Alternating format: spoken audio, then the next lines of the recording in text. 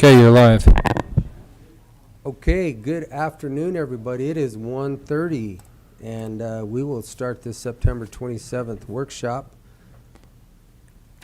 And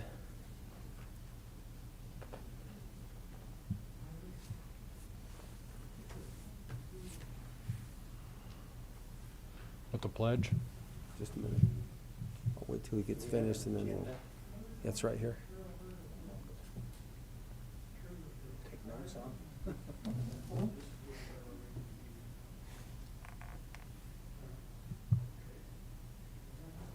Can you print us an agenda so we can scratch it?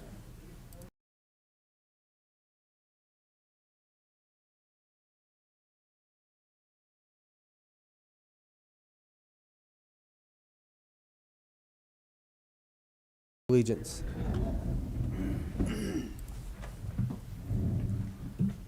I pledge allegiance To the flag of the United States of America and to the republic for which it stands, one nation, under God, indivisible, with liberty and justice for all.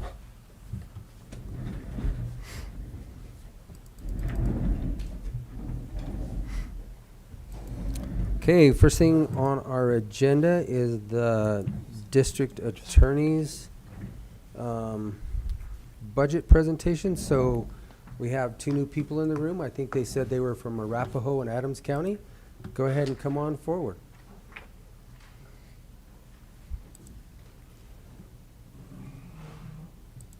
See, we really do like to hear from you guys and see you more often than once every 6 months. Gee, thank you.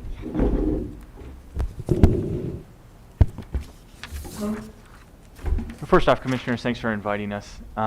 We had previously emailed Shaq budget numbers and a brief written statement from myself explaining those budget numbers.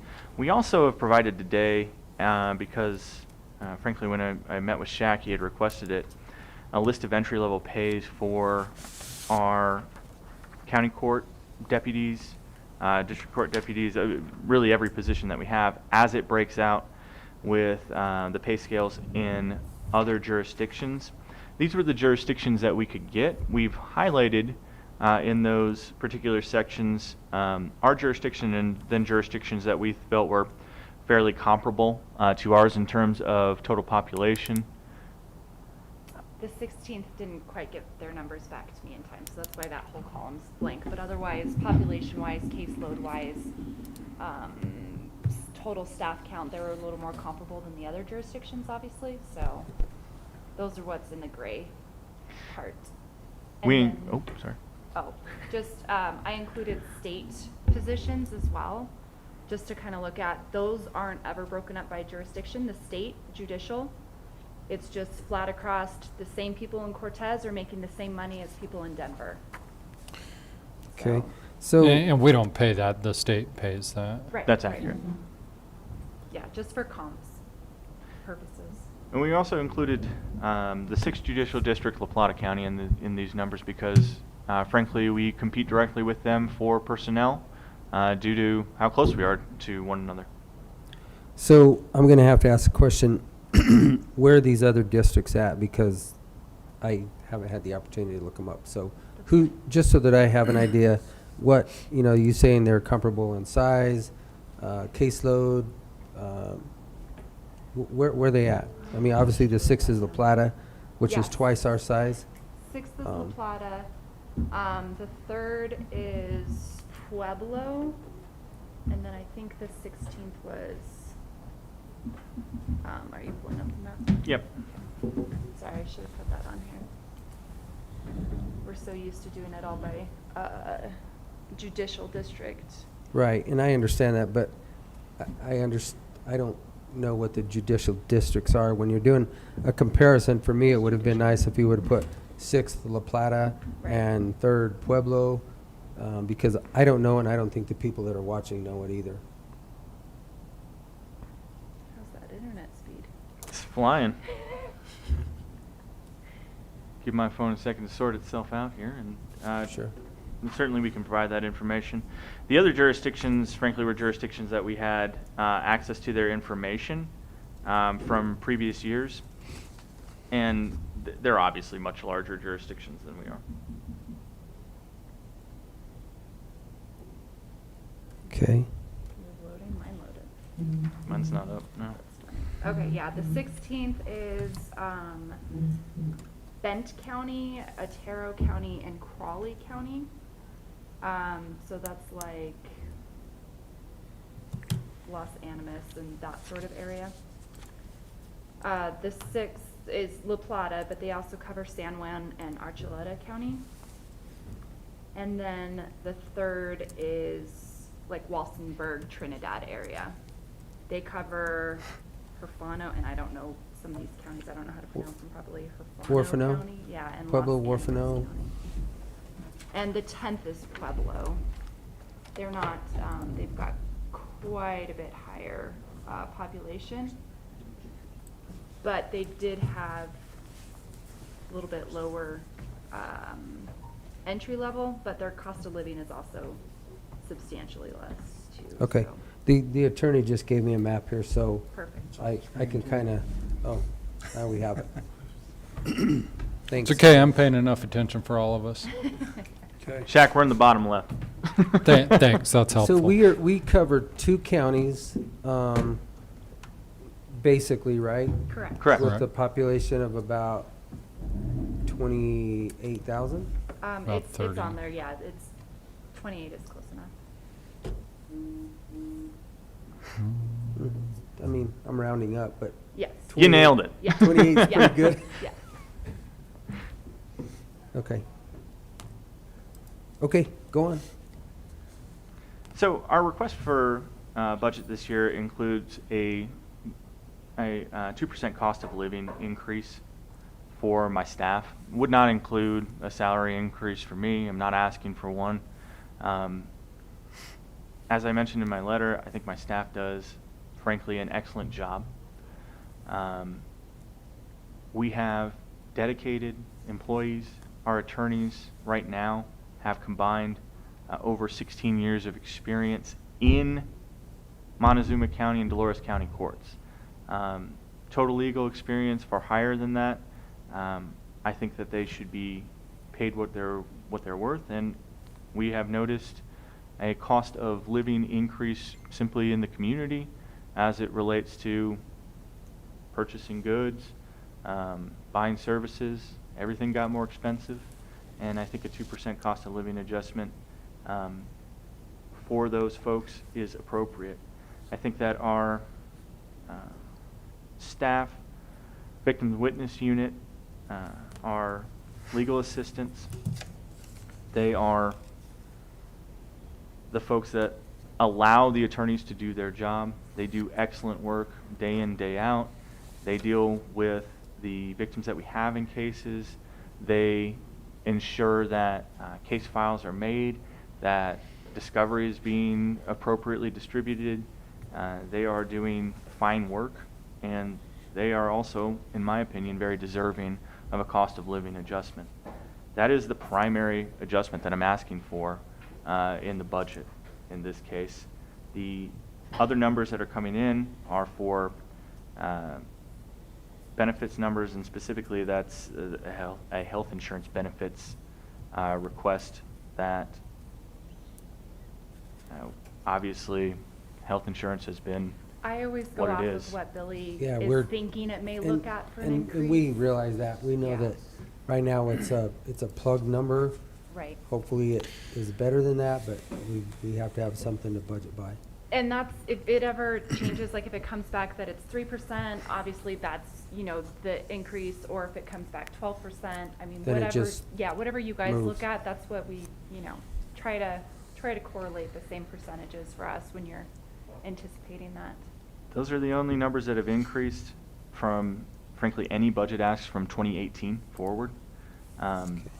I'm happy to answer any questions that you guys have, but this budget is reflective of a staff that is doing good work within our community, continues to be consistently dedicated to the job that they're doing, and again, deserves a 2% cost of living adjustment. Okay.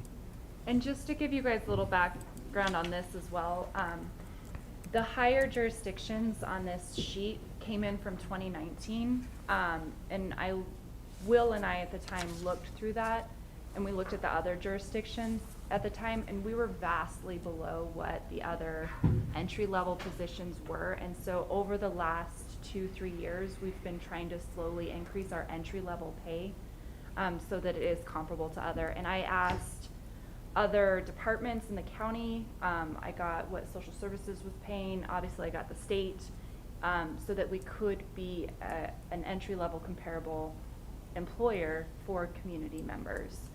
So these, what's highlighted is current 2021 numbers, and we've worked really hard to try to increase those a little bit because they were not looking great as of So, 2018, 2019. With the 22nd Judicial District, which is Montezuma and Dolores County, Mhm. so you get part of your budget from Dolores County too, correct? Absolutely. So what's that percentage, or how does that break out? What is Montezuma County paying and what is Dolores County paying? Montezuma County is roughly about 52% of our entire budget. Dolores County is roughly 10%, and then the rest of that is grants, mostly federal grants, which comes with sort of a higher criteria of tracking, reporting, that kind of stuff.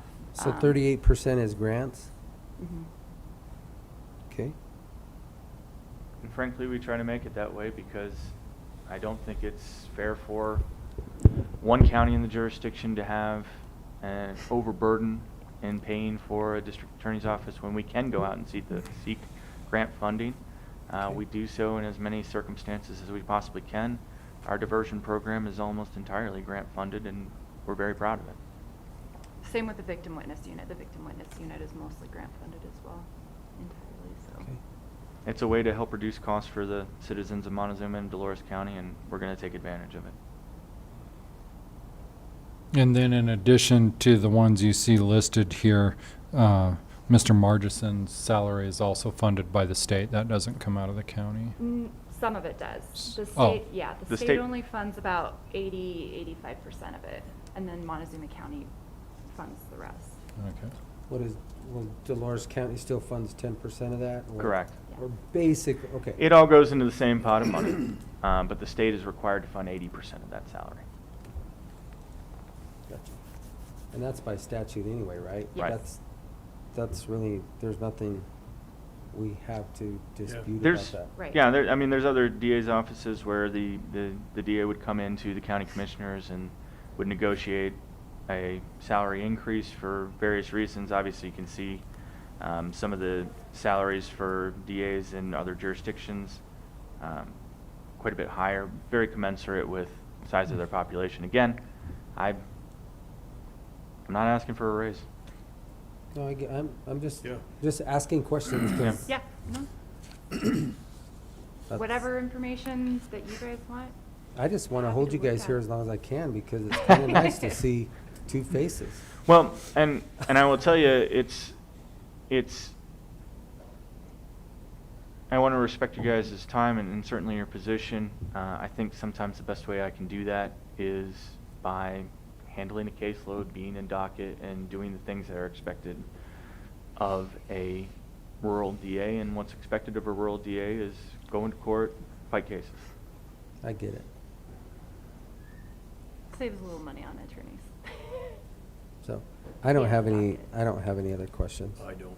And if you guys think of something later, you want to see specific breakdowns of anything or whatever, more than happy to provide anything that you may have questions about or additional information.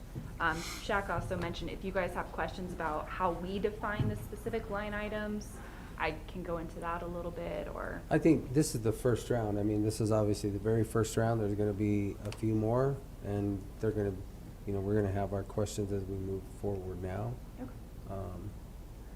But But- it's pretty simple. Your guys' is pretty simple. We're pretty basic. Since you guys do have us here, do you have any questions about anything else going on in the DA's office? Anything I can answer for you while I'm present? I don't. I already asked mine and you glared at me. I did. Yes, I did. So Nothing. court in Dolores County is shut down now? We received an email earlier today with a new Chief Justice directive indicating that Dolores County would not be holding jury trials due to a high positivity rate in Dolores County. They also indicated in that order that most appearances in Dolores County would be via WebEx. That did not apply to specific types of criminal cases in which the defendant had requested to be present in person. They would still be allowed to be present in person. I am in the process of drafting an email to the Chief Judge to send to him to request an update on what his plans are for Montezuma County. I can't stress enough how detrimental a jury trial shutdown would be. We just on Thursday and Friday had a county court jury trial on a domestic violence assault case. We prevailed in that trial. It is important that we start moving these trials off of our docket. That case was over a year and a half old. I guess my question is, there are so many ways to find out if you're positive or not positive going into that courtroom, correct? That why are we canceling them? I guess that's my question. It seems we've Commissioner morphed- Candelaria, You're if I had asking the wrong guy. If I had an excellent answer for you, I guess promise can you I'd just provide pass it. that on because your docket's going to get such a backlog on it, and that's not. We've got to stop that sooner than later. We've has got to already- get back to. It has already been extraordinarily difficult for our attorneys and staff working through that backlog. They have done a phenomenal job. I was getting to a point where I was thinking, 4 or 5 months from now, we're going to be mostly caught up, and this would be a Huge setback. huge, thank you. That was a very nice way to put it, a huge setback.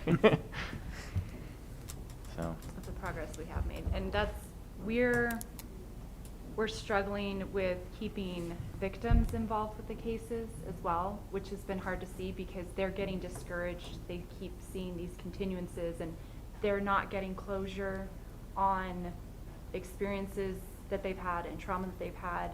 And so that's where the support staff is seeing some of that frustration as well as it is so time consuming for the attorneys and legal assistants as well to try to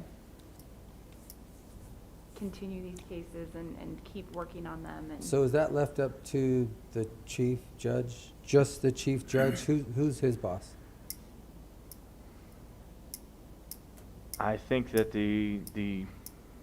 for the district, he does not answer to anyone as far as decisions that he makes in that capacity.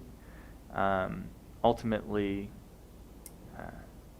statewide, if the courts were going to be shut down, that would be the chief judicial officer in the state's discretion and decision. But as far as who he would answer to for making a decision like stopping jury trials in Dolores or Montezuma County, the answer is himself.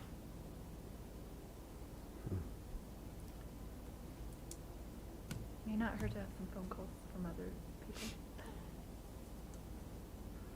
I'm going to ask this question, and I know you don't know, but what medical expertise does he back these decisions with? Commissioner Lindsay, unfortunately, I do not know the answer to that question. Okay. Then we'll quit. We'll let you off the hook. Yeah. Bring the public health department up here and we'll put them on. Thank you, guys. Maybe Bobby can answer some of those questions. Yeah, it just, you know, we have to continue. We have to get going, and there are ways that we have learned and things to do and things not to do, but to just shut things down again is one of the things to not do.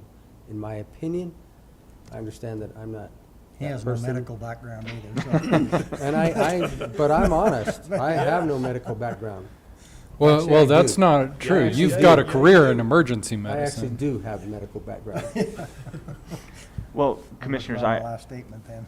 I want to thank you very much for taking the time to hear us out. I want to thank you very much for considering our budget, and look forward to continue working with you to get this approved. Thank you. Okay, thank you guys. Thank you for being here today.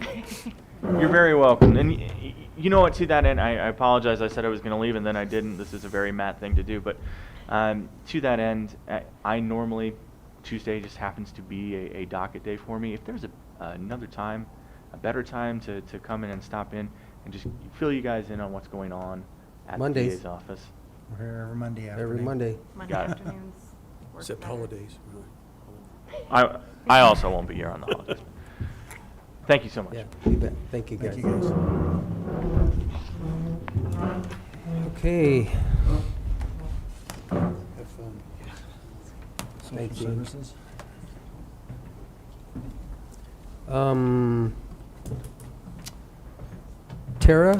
Tara, is that right? Tara Klein with Community Connections.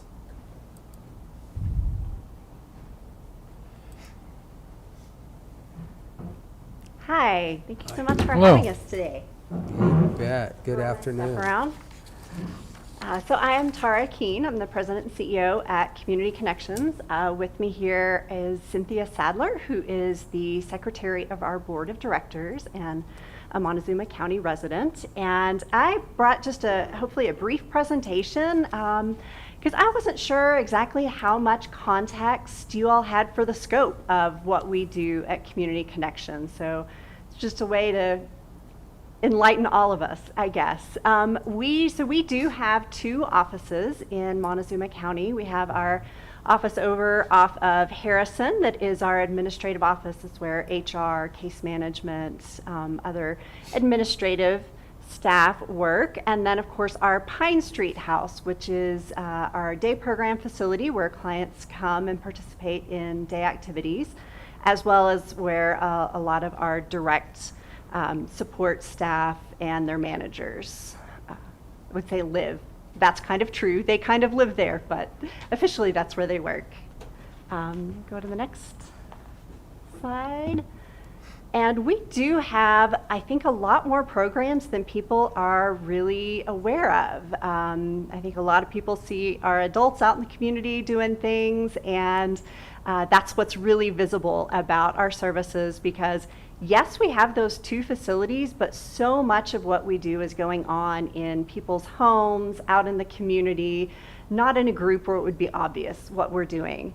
So we can just go through really quickly each one of these. I think our residential services is one of our better known. This is up to 24-hour care. Most of our residential services do occur in what we call host homes, which is essentially like an adult foster care arrangement. It's a person with a disability living with a family who provides their day-to-day care and support. And within that program, they do get to access a lot of other services like supported employment, transportation to get places, specialized medical equipment. It's kind of a whole package of services that they can access through that program. The next one is our supported living services program. That's also for adults. And generally people in that program either are living fairly independently and just need a few supports for things like money management, help shopping, help cooking good meals, taking care of their house, or they might be living with family or someone else who is providing the bulk of their care. And again, the family just needs some support to keep that going, maybe some respite, the day program, that sort of thing. The next one I have is our Children's Extensive Support Waiver, which is very similar to the supported living services, but it's for kids under 18. So these are kids who have pretty intensive either behavioral or medical needs that their caregivers are having to intervene on a regular basis, even throughout the night. They're having to get up and either deal with a behavioral problem or like turn the child, provide medical care.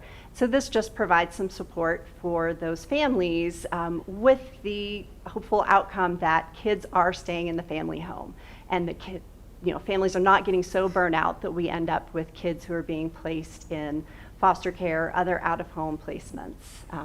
So really great program for keeping the family unit together. The next one is the Home and Community-Based Services Children's Waiver.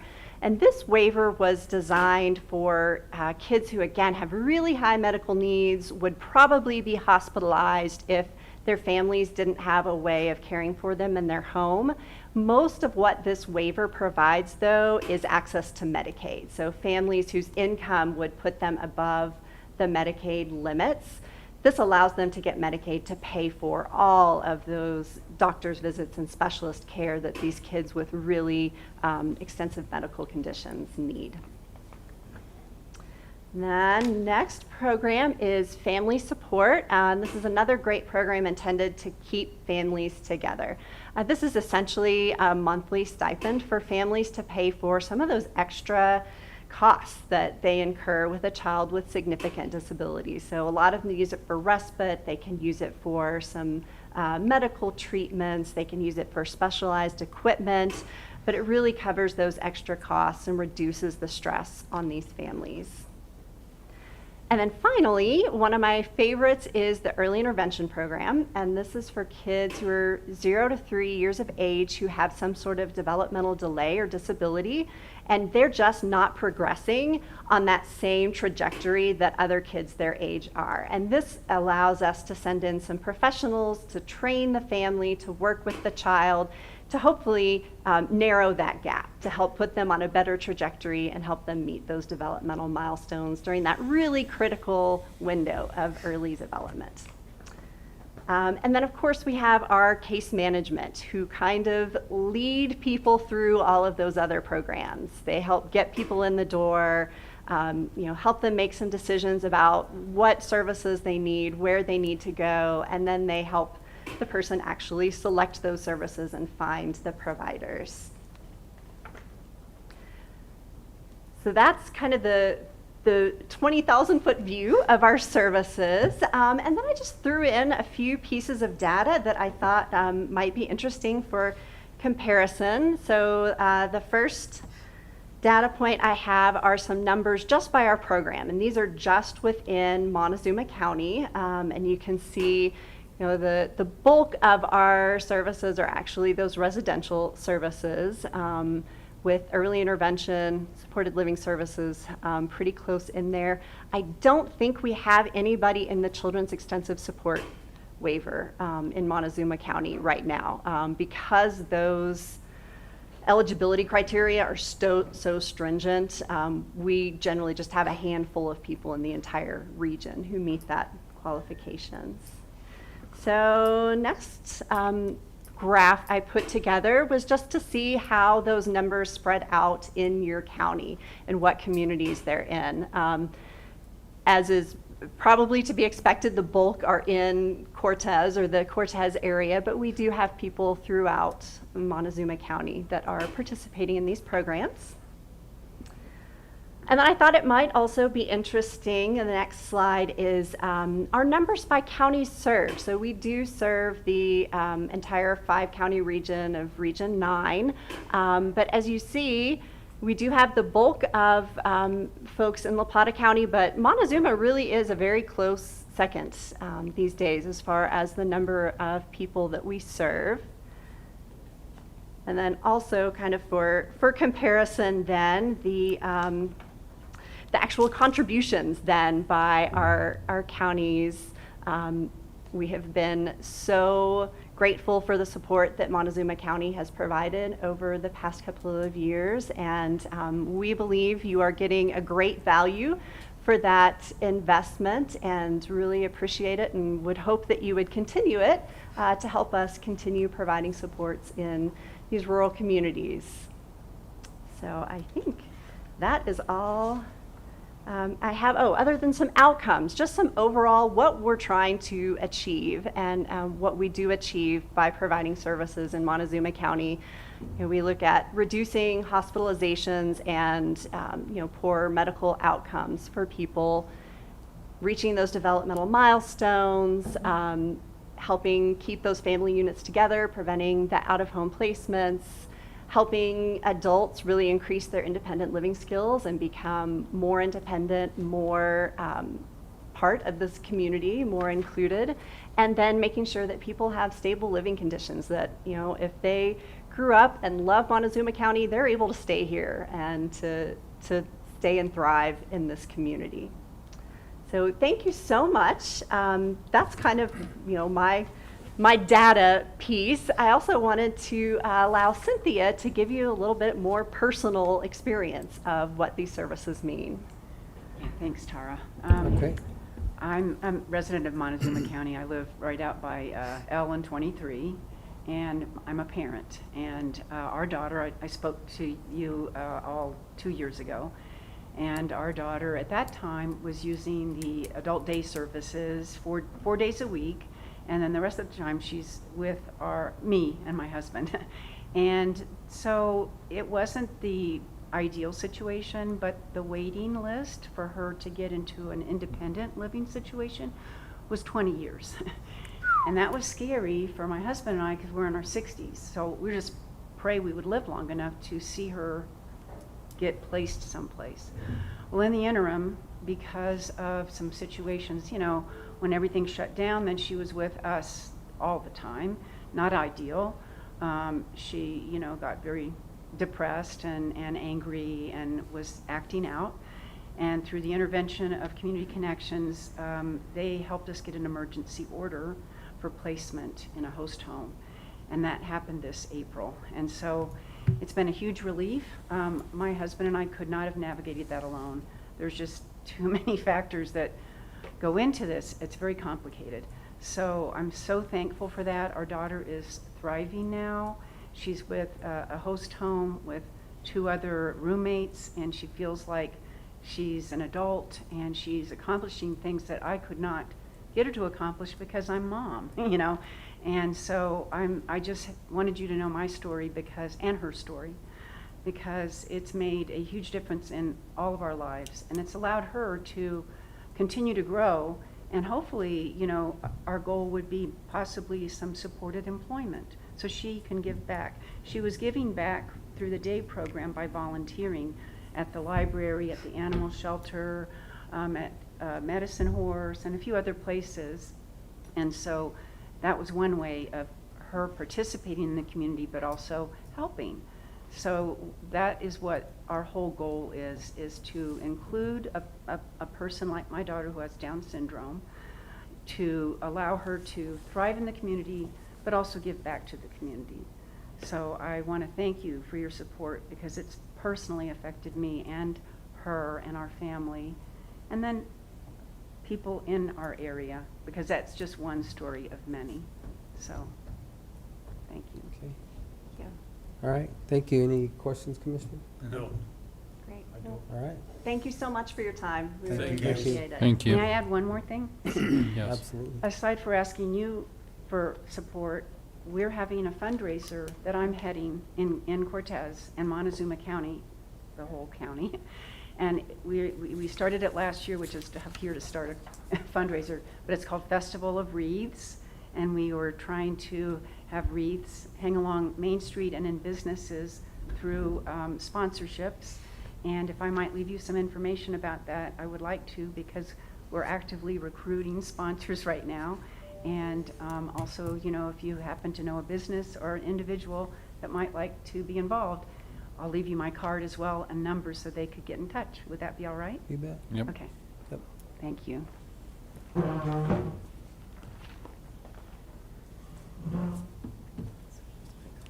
Thank you. Thank you. Yes. Well, thank you. Thank you for considering Thank this. you. And then I'll give you some information about the event. So if you want to know more, we can always be in touch. Just a few sheets there. Thank you. Thank you.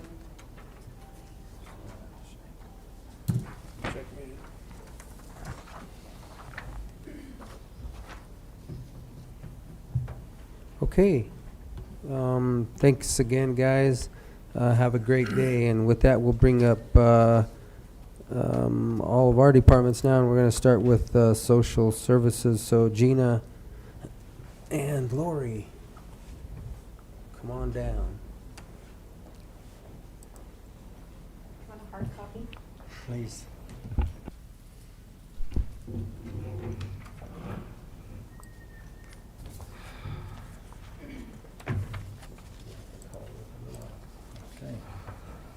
can do that sometimes. Thank you.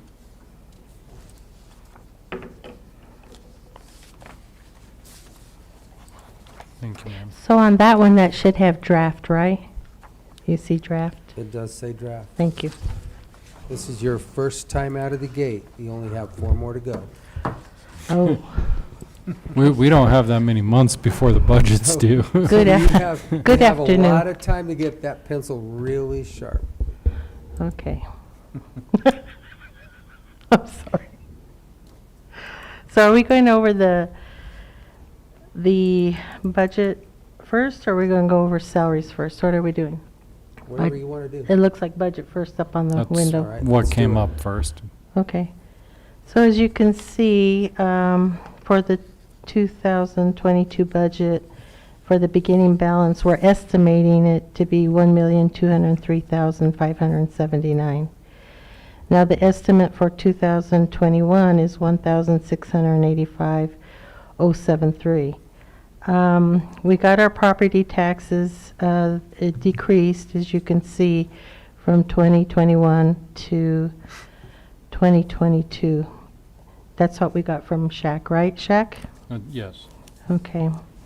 And then our revenues, these are all already set. We don't set our revenues. The state provides us with those monies. So it's a done deal. It is as is, but you never know what's going to happen. And, the state, will decide this or decide that, but we have to do an estimation. So for the revenue settled by CFMS, our 2022 amount is $20,893,000. So that's gone up a little bit. With the 2021, we had $19,031,000. We don't know what to expect in the year 2022 because anything can go. We don't know what the state's going to be handing out to folks and those extra monies that come in. And then we have total revenues of $21,841,850. You see that amount there. And our expenditures are $21,558,657, and that again is an estimate. So if you look at the ending fund balance for year 2022, we have 808,181. That's dropped down considerably. And as you see, the ending fund balance keeps, it's changed because in 2021 we had 1,203,000. Now it's going down to 808. And again, that's an estimate. I think given this budget, and I know Lori's been doing this for quite some time, like 15 years or so, so I trust what she does, and we get audited by the state. Just want you to know, we get audited left and right. They know what our monies look like. Shaq's looking at me saying, oh, Other than that, I don't know. If you want to go into the program areas, we can do that as well. So you can look at the program areas. Is that attached to this, Shaq? Yes, ma'am. Okay. All of those are the ones that are attached on the back here. Yeah. Lori? Do you have adult protection, starting adult protection? Yes.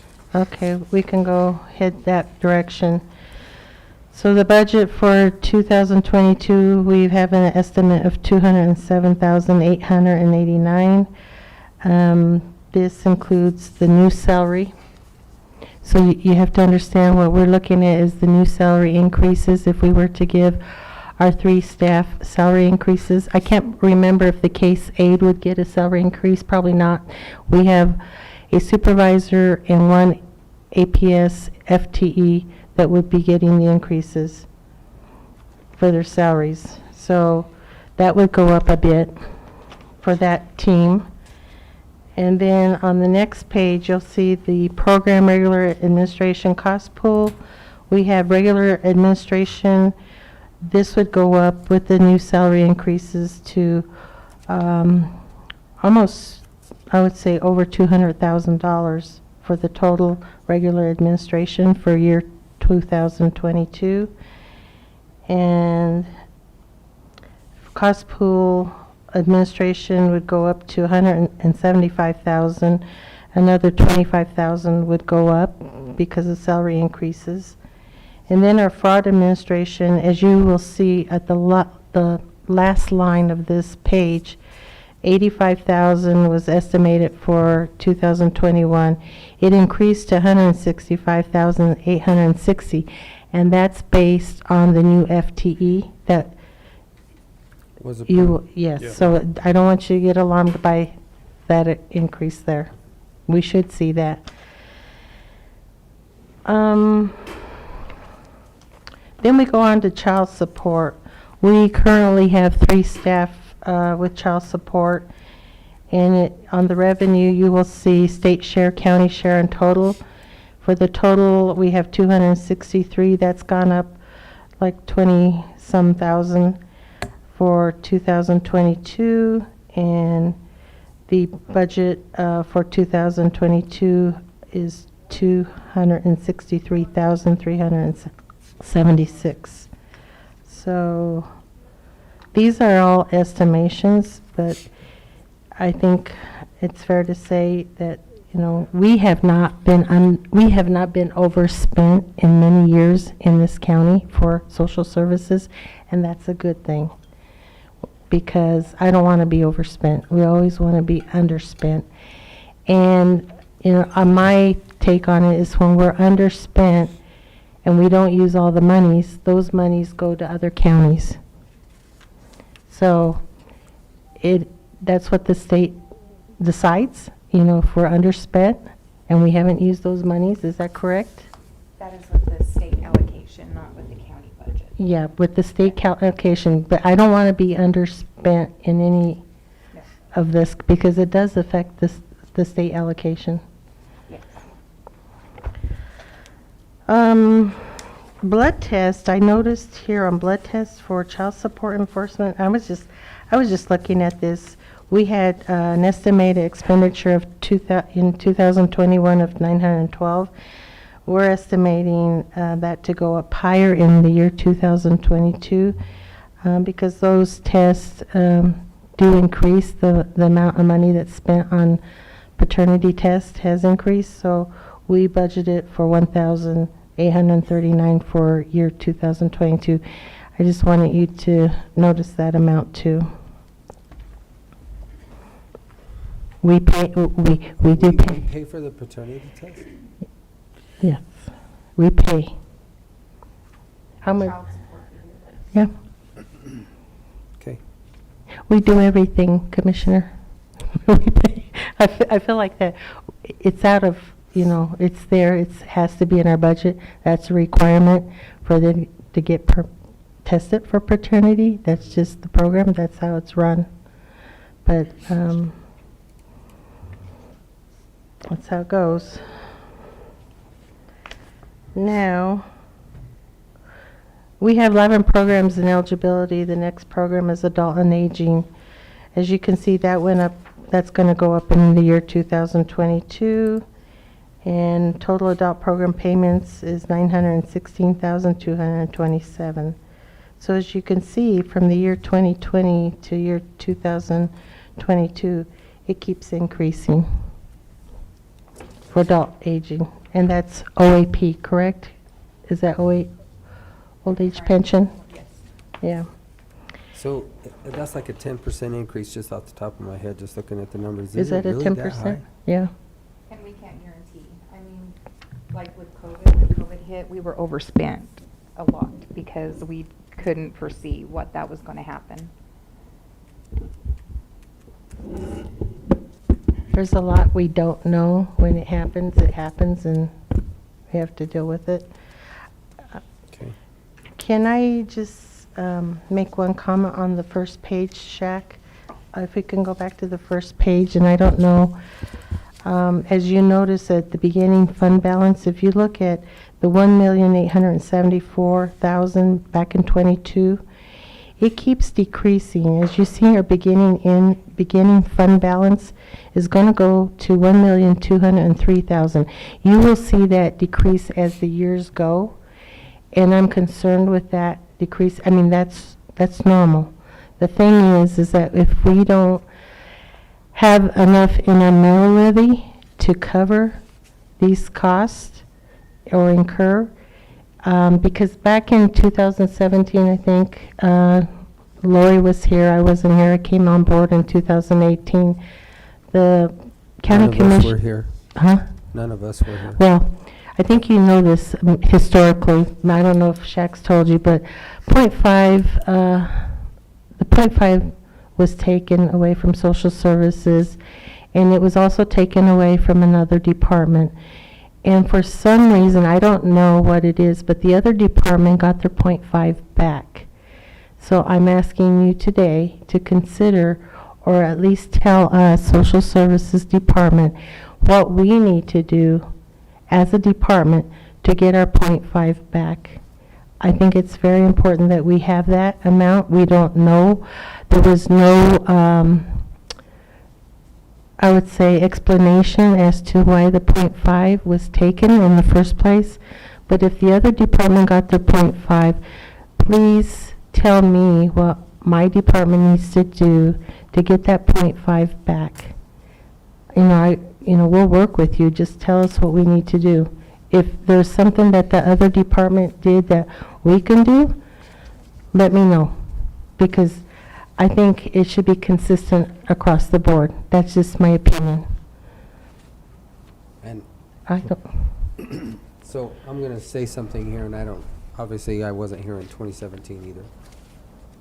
So to understand it, and correct me if I have this absolutely incorrect, but because of the declining revenue that they had in the overall budget of the general fund, they took Yeah, from there was two others.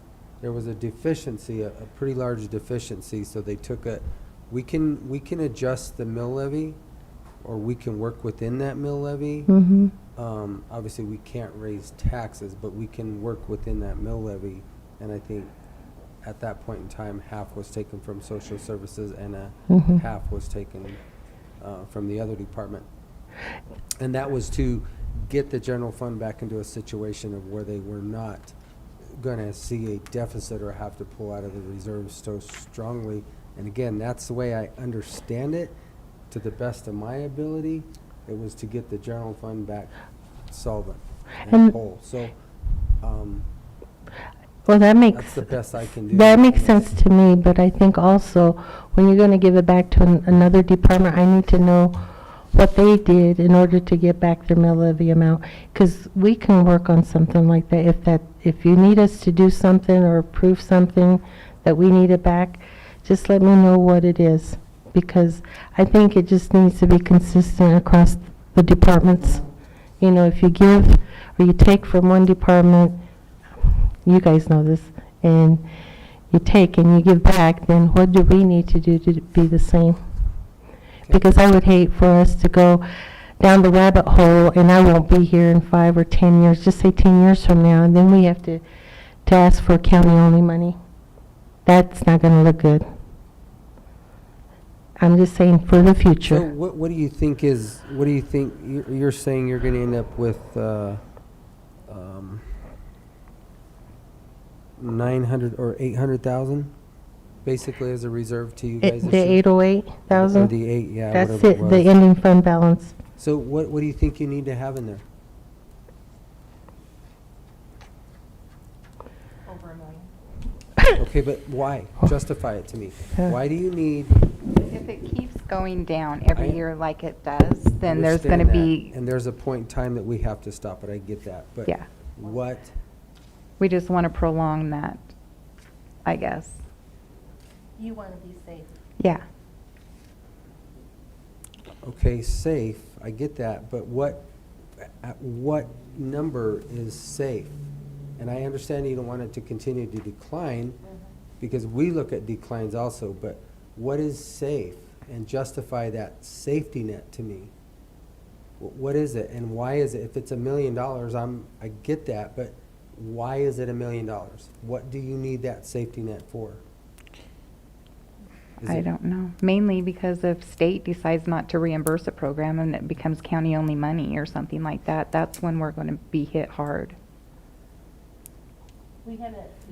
And they always Okay, but give if the you, state takes away that program or that, I mean, that's $20 million that the state pays, right? Mhm. This year. So it went up a $1.7 million is what you're saying. You're going to have an increase of 1.7 million in there.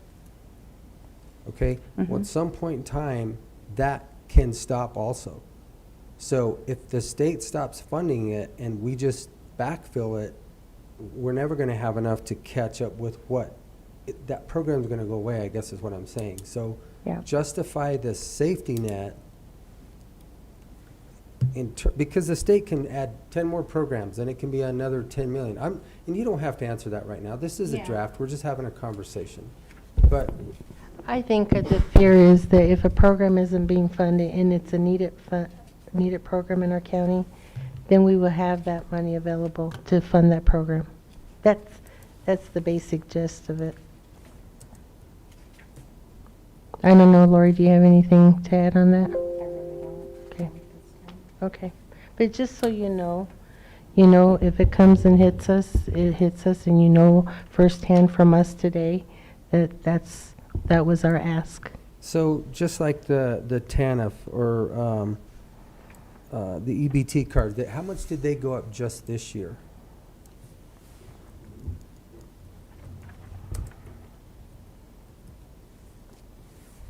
EBT right here. I know, but I can't Yeah. tell on this.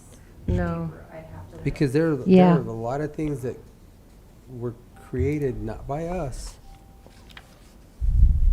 So like I said, I'm not trying to beat you up. I'm just trying to have some questions. You may not be able to answer them, but there are some things that, because we're asked all the time, how much for us is a reserve that really is prudent to have, and what is too much?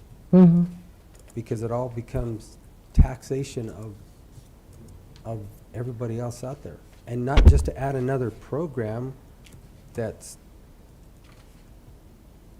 the state decides that is an absolute. It's like we're ruled by the state, what they are offering us and what they give us. I know, but and a we lot of do times- have to question what the state does. There are times that we question what the state does. Mhm. I mean, trust me, in How dare you. 2019, I have learned that we question everything that the state does. Oh, yeah. I've learned my I am lesson. not, what I had to go through, I'm not willing to accept just because they said this is what you have to do. I'm not quite there. So think about that number, because if you're still at 808, Mm-hmm. they could take away a program tomorrow. Just because they took it away doesn't mean that we have to keep that going either. That's correct. We So- may decide to just like the Employment First program. They said you're going to be funded, you're going to do all this. Then COVID hit. Oh, we're not going to fund your EF program. So I had to just figure out what I was going to do with my FTE that I had in that program, and I had to wiggle things around. And it wasn't easy, and I wasn't happy with the state doing that to us. It was like, I learned my lesson. I told Ortel that I learned my lesson. Okay, So- just a question, really think about it and give me some kind of justification. You don't have to do it right here, right now at all. Just, what is enough? What's the plan and What is what do enough? we expect? And I understand that. So it's kind of like you're asking, what's going to be the impact if we don't give you your 0.5 back? What would that cause? What are the implications? Mhm. Okay, that's fair. And I don't have any issues considering it at all. But, I just wanted to know what it was that we needed to do in order to get it back. If another department got theirs back, what was it that they were able to figure out? They must have answered the question you're asking us, correct? Okay. that is correct, but it was easy on that side. Why was it easy? Tell us. Anyway. So I see Shaq's brought up this little spreadsheet, and what we have figured, I mean, you're looking at the state reimbursement on new pay and the mill levy amount that would be paying on the salaries here. So if you go, we can look at my salary if you want to, as an example. I'm making $44.84 an hour. And this is my current pay is 93. Years at county is very little, as you can see, is only 3. And then increase per hour would be $1, which is fair because you could see we did an average of 3 counties, and 2 of the counties directors were making more money than I was, which is okay with me. And now that we're looking at a raise of the .0075 and taking that times my hourly wage times the 3 years, then my new rate would be $95,000 a year, and the difference is $2,098. So the state would reimburse this new pay of $1,600, and out of the mill levy comes $419 a year. That's the annual amount. So the annual amount that it comes out of our mill levy will be on the far right. You go all the way down to the second page, and you'll see the amount reimbursed by the state. If we got salary increases, the state would pay $91,471 of those salary increased rates, and then the state would only pay the state would pay $21,000. Oh, okay, sorry, I don't have the new one. $58,000. Sorry, I don't have the new one. I was gonna say, it's not matching here. Okay, the amount reimbursed by the state, and this is good, is $58,000, and the amount paid by the mill levy is $12,000. That's a much better deal, okay? So you should be happy about that one. I am. So $13,000 a year, $800,000 covers a lot of $13,000 a year raises. Yeah. So I'm hoping that this will go through because we have employees who have been here for 30, 35 years. We have one employee who's been here, I think, for 37 years. We have another employee, 20 years, 15 years. And it's been sad to see how you get new employees coming on board and they're making as much as the employee that's been here for 20 years, almost equal to each other. So because of the cost of living and the number, you've already heard this spiel, so I don't need to give it to you. So I think it's fair, I think it's needed, and I hope you do consider the salary raises for our staff. Okay.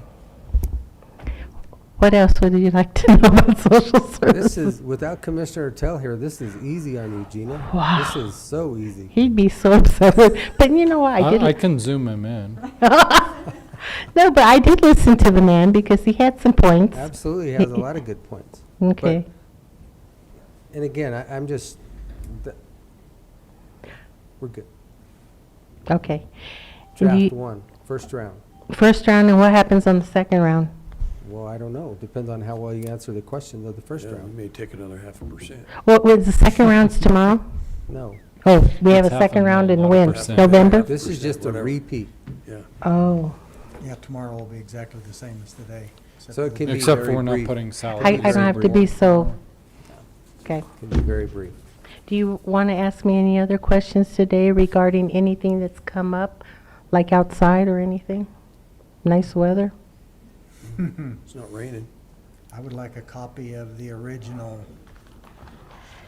plans for your outside break room. I made everything available to you because I read it over too. Somebody was working out there today. Yeah. Yeah, putting up vinyl. Could you get some no smoking signs put up in it? I'm sorry, but I can't take care of everything, okay? It's okay, I'll find someone. Delegate. Thank you, Gina, Lori. Gina, remember the 3 Ds of leadership. Stop, Discover, Do you have, Stop, delegate, Shaq. and disappear. you don't happen to have that picture that you showed us? Oh, the picture, that Yeah. was an old thing that came through. It's But in that- an email. That was something that somebody came up with, and they were wanting planter boxes and stuff like that, and we said, no, bare minimum. I got those bare That's what we necessities. got. Those simple bare necessities. Thank Oh, you. Mother Nature's recipes Okay. for life. Bobby, Laurel? To ask questions about the jury trials first, or are we going to go right into this? Were you I would like to was your talk about department jury consulted on trials that? first. Yes. Oh, And, well, we've had conversations with the judge. I mean, it's kind of I haven't heard from him recently, though. to a point of like, you know, I've had these conversations with you, you know, just because somebody says numbers are going up, what does that Yeah. truly mean for court cases? Well, Are and the I court think- case numbers going up? Are those the people creating the numbers to go up? Or, I mean, what are we doing? We've had such a backlog of what they're trying to do. I mean, we have to get some of this stuff taken care of. And there may be ways that we could, discuss that with the judge as far as testing for their potential jurors. Maybe they need to have more alternates than normal, so that if somebody starts the trial and then ends up testing positive that morning, and you don't want to have a mistrial or something, right? Because you maybe pull in an alternate. I don't know. I don't know what. The answer is, because I don't want to get jurors having to go in and get tested either. Well, but it could 2 be or 3 done there. times. So, It could be done there. I mean, I So, don't know yeah. what the answer is either. It Yeah, just seems I don't like know. just stopping them again, I'm not sure Yeah. that's the proper answer. I know. But yeah, the judge is pretty good. He usually calls us and talks to us about some, and then he makes the ultimate decision, of course. But And I yeah. understand that. What does he call me, or when? Okay, so I'm just going to start out by saying I wanted to take a minute to thank all of you for this opportunity to discuss. We always discuss budget, obviously, every year we present, but your willingness to work towards a fair compensation for our county employees is much appreciated. And doing our comparison with like-sized counties, like-size economics, that Shaq had asked us to do, we compared to 4 different counties, and realizing that our perceptions of being undercompensated for quite some time was actually a reality. So this opportunity to be heard and to be listened to is greatly appreciated. So that's what I want to say to kick us off, and then I'm going to have Laurel do most of the financial, and I'll answer questions as we go too. Okay? All right. I just want to say that today I read Dolores County has the highest positivity rate in the state. I didn't dive deep into it, but I did see that today. So maybe that's what they're doing. I don't know. Okay. So I guess first I want to start off. Do we want to start with expenses or revenue? Do you guys care? However Okay. you want to do it. Okay. So as of 8/31, our fund balance was over $914,000. I don't know what that's going to look like on December 31st. It always changes. So going down the revenue, so for dental, we're a little bit lower than we had, but we had to shut dental down for almost 4 months due to COVID. So they're finally gaining some ground again, being a little conservative and dropping that revenue 10,000. Donations, the same. Flu and pneumonia, the same. Food services, the same. Dolores County food payment, and that's where they reimburse us for Cody's time, because Cody goes over there and does their food inspections and school inspections. So that's the same. We're not having so many helmets given out, so I dropped that a little bit. Immunizations, are those bike helmets, or are they motorcycle helmets, or what kind of helmets? are they? bicycle Okay. helmets for children, for kids. What do we get for $75 for helmets? Well, we only charge them $5. So they come in, they need a helmet for whatever, bicycles, okay. skateboarding, and then we fit it for them, and they give us $5, and we save that up and then buy more. So So it's a state funded program. No, it's something we It's a do.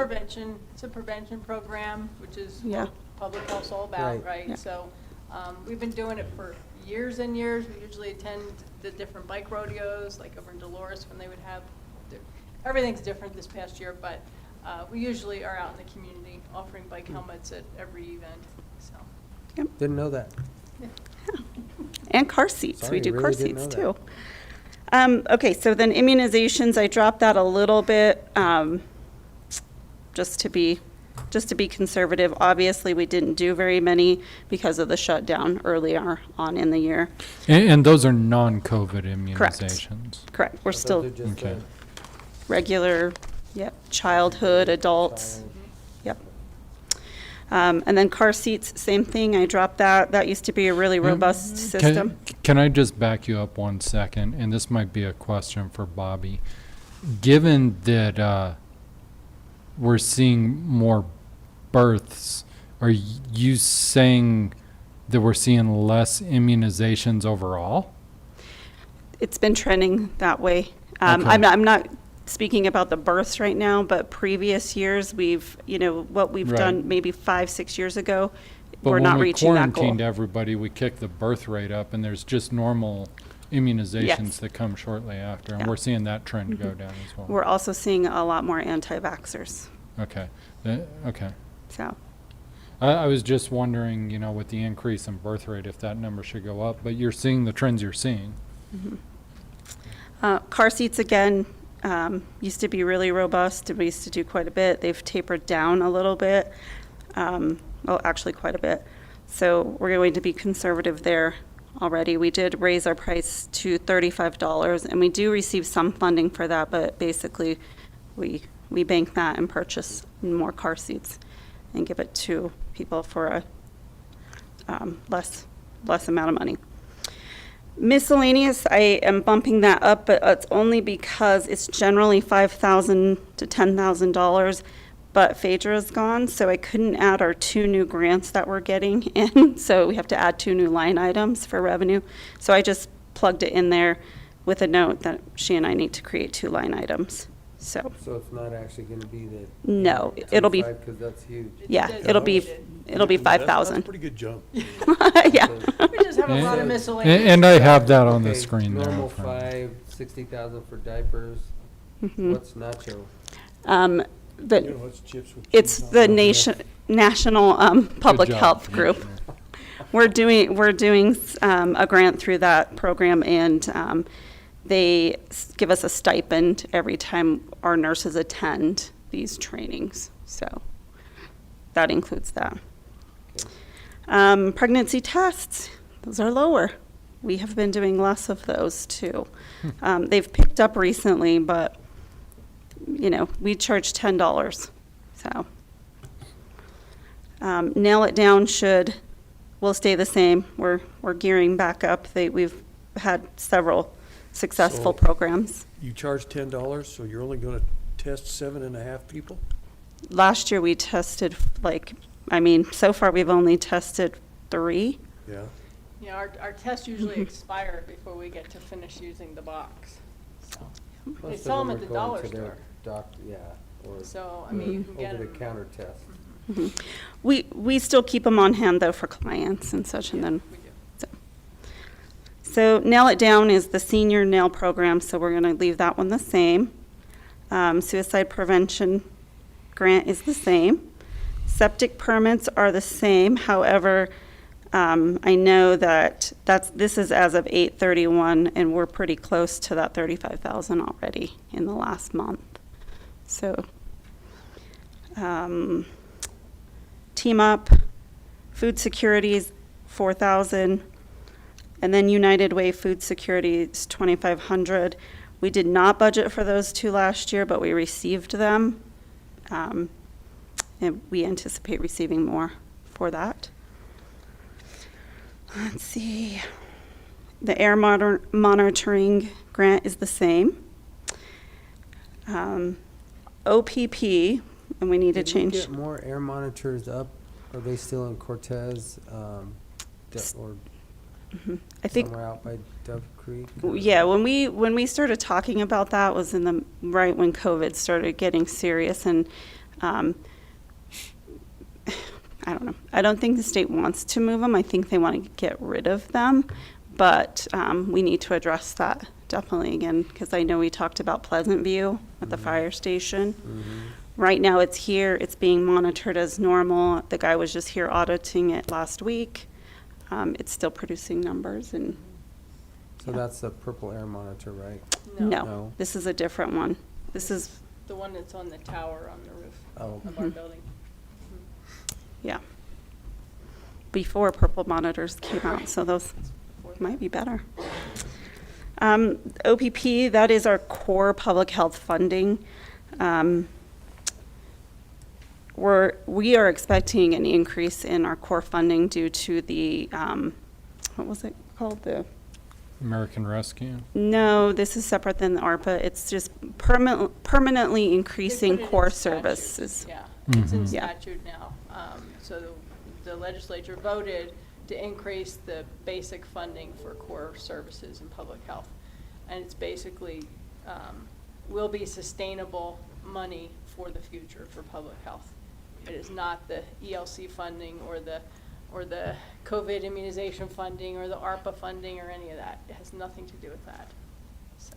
So this only reflects a little bit extra because our budget years are we have 3 different finance years and then this one, so we kind of have to do 6 months at a time and then add them together through 2 different years. So hopefully we'll see more.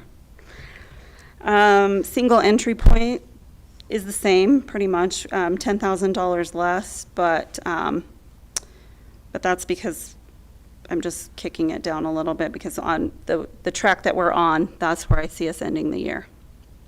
It's a different way of funding too. They're not giving us a lump sum every single month anymore. It has to do with what work is being done and entered into the system.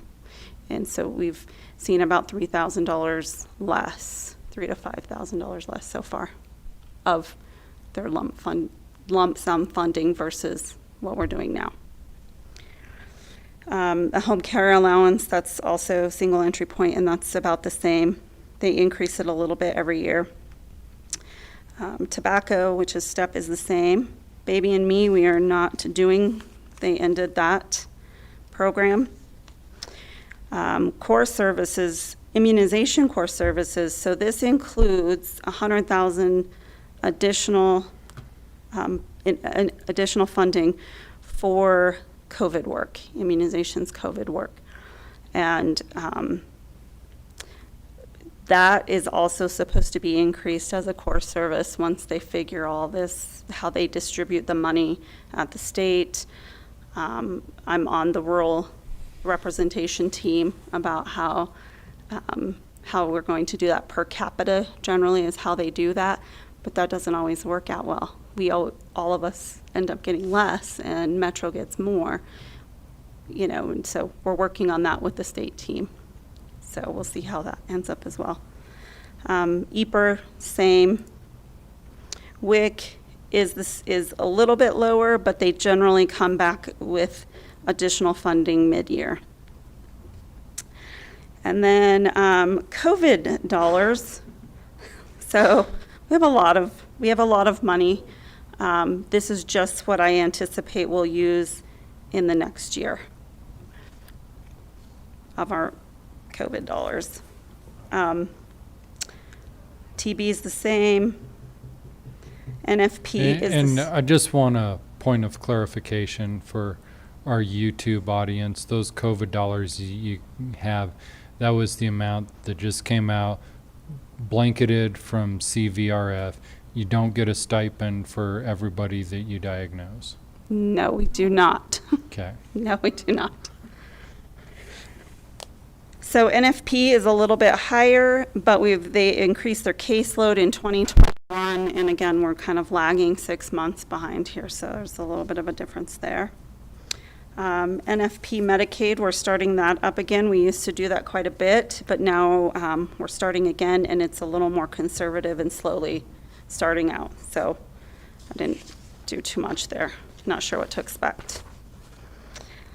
Waste tire grant is the same. Communities that care is pretty much the same. So I think that's it.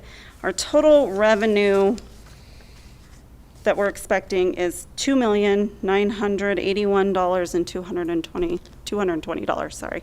So 2.9 million plus. So now on to the permanent salaries. So with our salaries, there's an increase of about 258,000 from last year. And I want to point out that's 2 new positions too for COVID. We just brought on 2 new nurses, or 1 new nurse, and then another one that we have not been able to fill, and we're going to add that in. So out of that 258,000, 110.5 are for 2 positions, 2 totally separate positions. So we're adding that. So that actually is an increase of 148,597. And let me back up. So one of those, the COVID RN, she's only here for 3 years. She's well aware that when our COVID dollars are gone, she's gone. It's a 3-year contract. So, That's it. yep. So we did those increases based on minimum, medium, and max pays, using the county's Raul, Alamosa, Montrose, La Plata, Archuleta. So the ones we were asked to use. And a lot of those RN increases, we wanted them to be competitive with Shiprock, Farmington, and the hospital. So even though they kind of fall in line with where they should be on the comparison, we are still not competitive, and we lose people to that.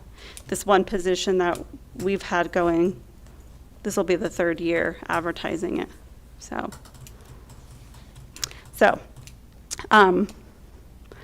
and again, so public health is currently planning for that permanent increase in funding that they realized, for core funding that they realized during COVID that we were severely underfunded. So we're working on that. Even without this, even without that, we feel like we will be able to sustain this increase of 148,000 overall, technically. Because Laurel, none of these raises are coming from COVID dollars. It's from our core funding, okay, and our grants that specifically pay that person to do that work. So, I didn't mean to interrupt you. Nope, you're fine. So then with part-time salaries, we went lower on there because our COVID employees, the 3 nurses that we have right now, are going to be working under contracted services. So we moved them out of part-time salaries.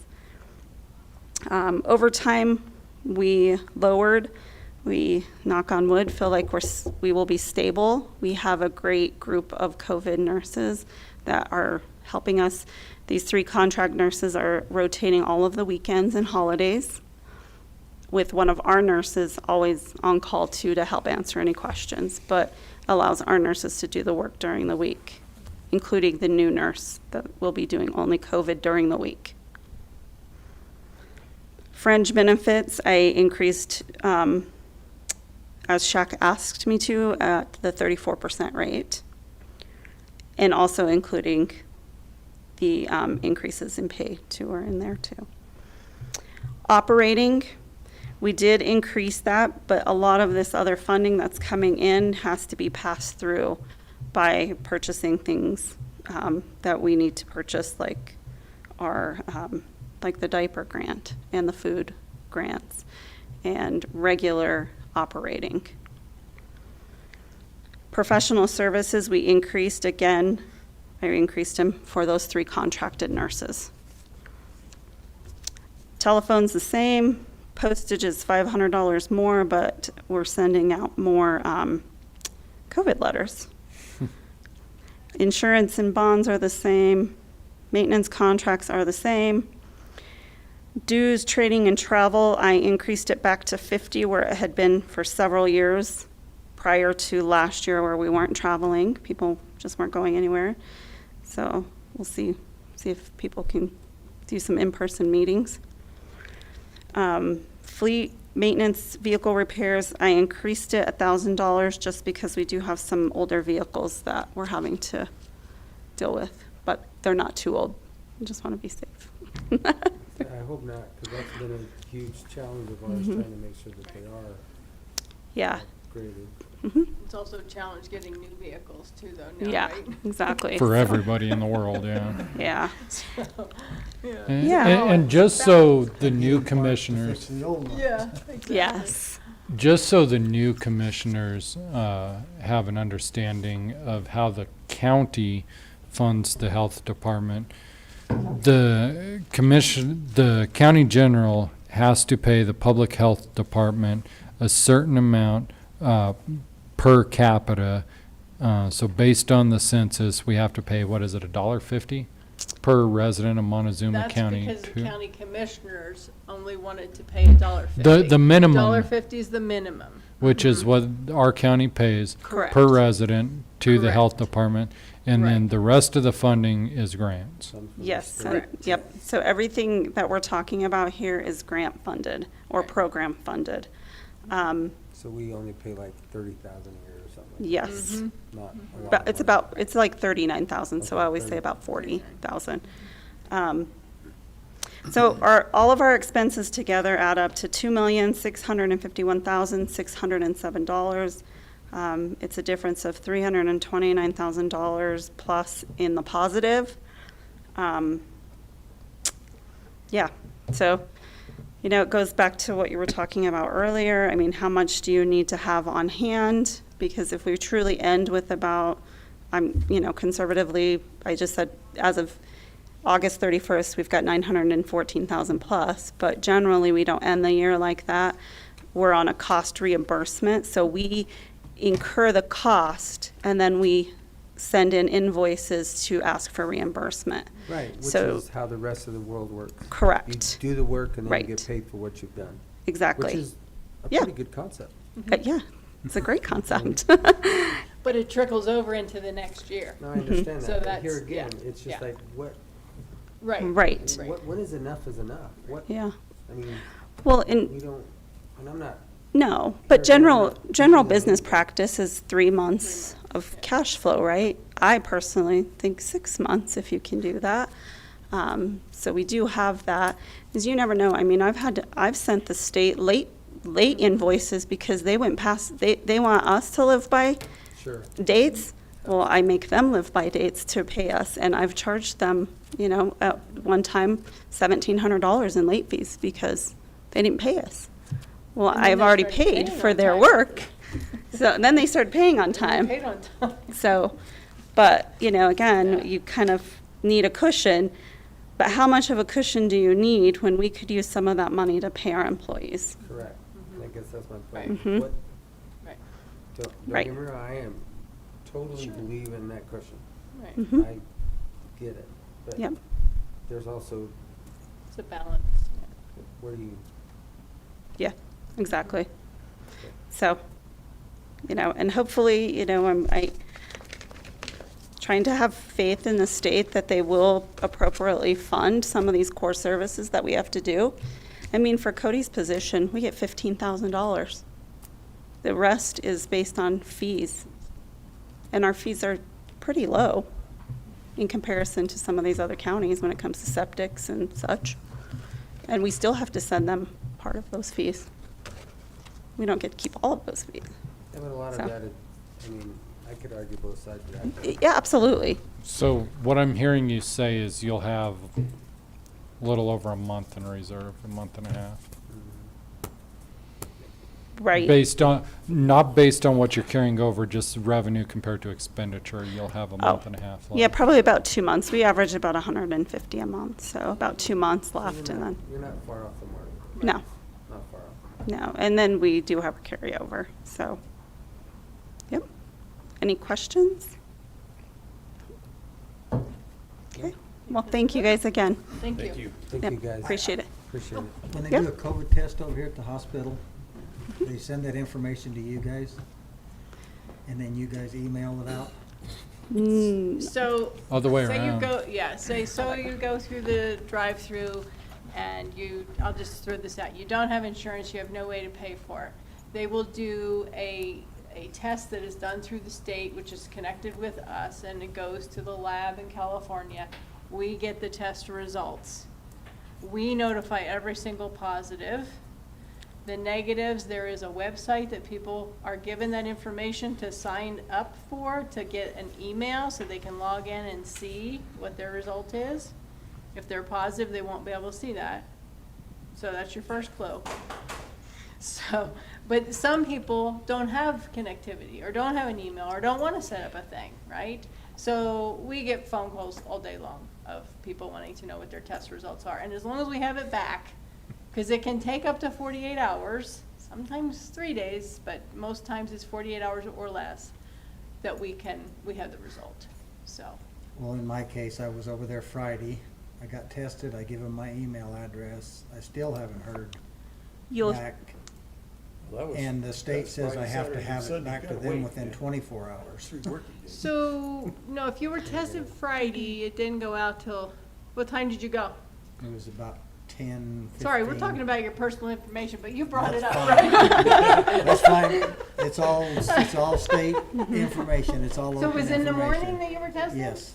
it should have came in yesterday. It might have trickled in this morning. I'll So- I'll look when I go back. Okay. Okay, yeah. And anybody I can call know it us says anytime. 72 hours, but then the state says, no, we want it within 24 hours. And I thought, well, I don't know what to tell you. Yeah, as I say. Well, they need to communicate better because the system that they gave us doesn't allow for that, so. Yeah. Ugh, Okay. yeah. And I went and got Here tested again, again that's this why you morning. question everything that Oh, the you got state. done again? And then I gotta go do it again Friday, and then I gotta do it again next Monday. Oh, and okay, then because you're next Friday. falling into that category. Gotcha. 3 times a week they got you doing it? 2, 2? every Monday, every Friday. That's gotta be comfortable. Are you sure you don't want a religious exemption? They won't. Oh, they You won't? still have to test. Oh, you still have to Yeah. test, I see. Well, call anytime. Anytime, we can look it I'll up. look when we go back. Yeah. You might wanna check his nose holes and see if they're being inflamed. You might get a medical exemption. Thank you, you. guys. Thank you. Thank you, guys. Have a good afternoon. Next, we have Veteran Services, Sarah. First time. Come on down. Everybody sees they got 27,000 people that are watching the Broncos game with no restrictions this weekend. We got tested. Ooh, and they won. Is that all they had was 27,000? Yeah, Was it? it was the first sold out crowd in quite a while. I accidentally logged out of my program. Give me just a second to get back Okay. in there. Another one of old 5-team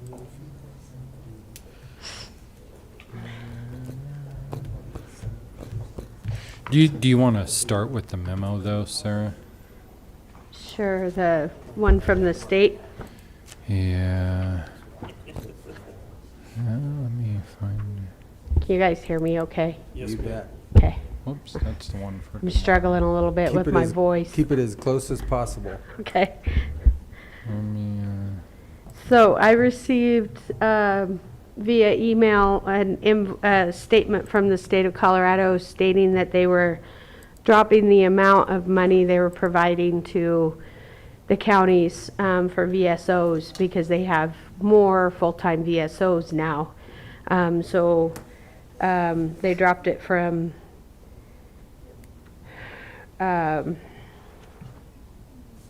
29,000 to 28,560. So I tried to accommodate that in the budget a little bit. When we were doing our training last week, the Colorado Department of Veteran Affairs reported that they were trying to get that increase before the budget was finalized, before 2022's. So we may see it stay at the 29,500. We're hoping that it does. But at this point, I made the budget based off of the fact that we are losing, a few like $1,400 for this next year from the state.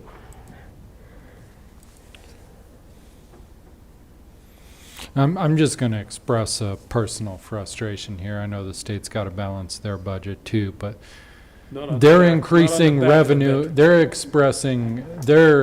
increasing expenditures in a lot of other areas, and I hate to see them drop it on veteran services. So that's just a personal frustration. With the amount of veterans coming back out of Afghanistan now in the drawdown, there's going to be more. Right. There's been a lot of turnover and change with Colorado Department of Veteran Affairs. They just announced a new director a few weeks ago.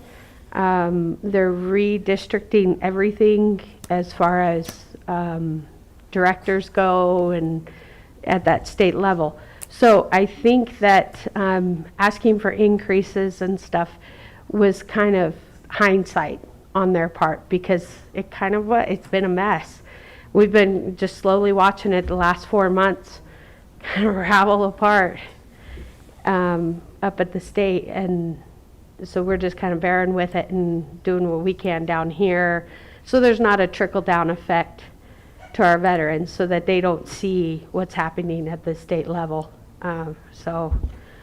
Because this isn't coming from the VA. This money isn't coming from the VA. That's a state benefit that's provided to the counties. So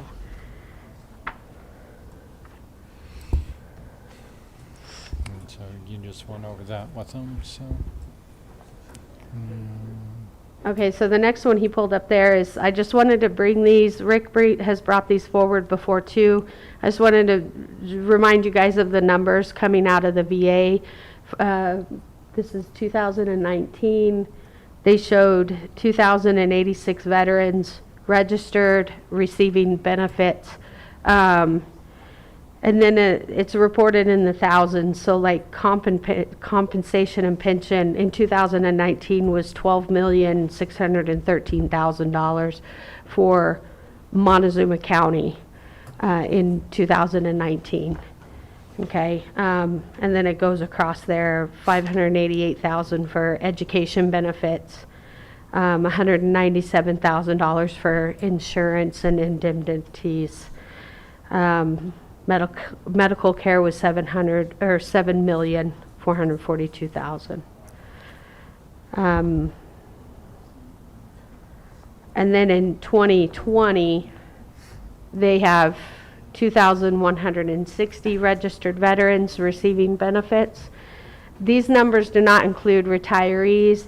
They don't include spouses receiving benefits, and they don't include unregistered veterans, because we work with a lot of veterans who won't go for their VA benefits. They just want local help. So we just maintain them locally and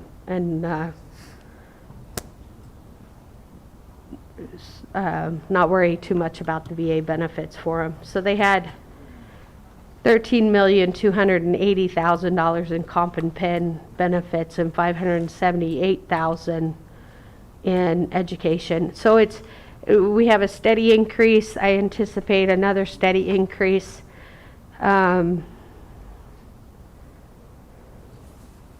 Insurance went down in 2020, which I think a lot of our newer veterans don't hold a lot of stock in the VA insurance. They go with more local insurance companies. So, and then the medical was at $9,284,000. So there was a huge $2 million increase in medical benefits in the last year. So those are all really good. We're slowly increasing, and I definitely anticipate even more increases this year.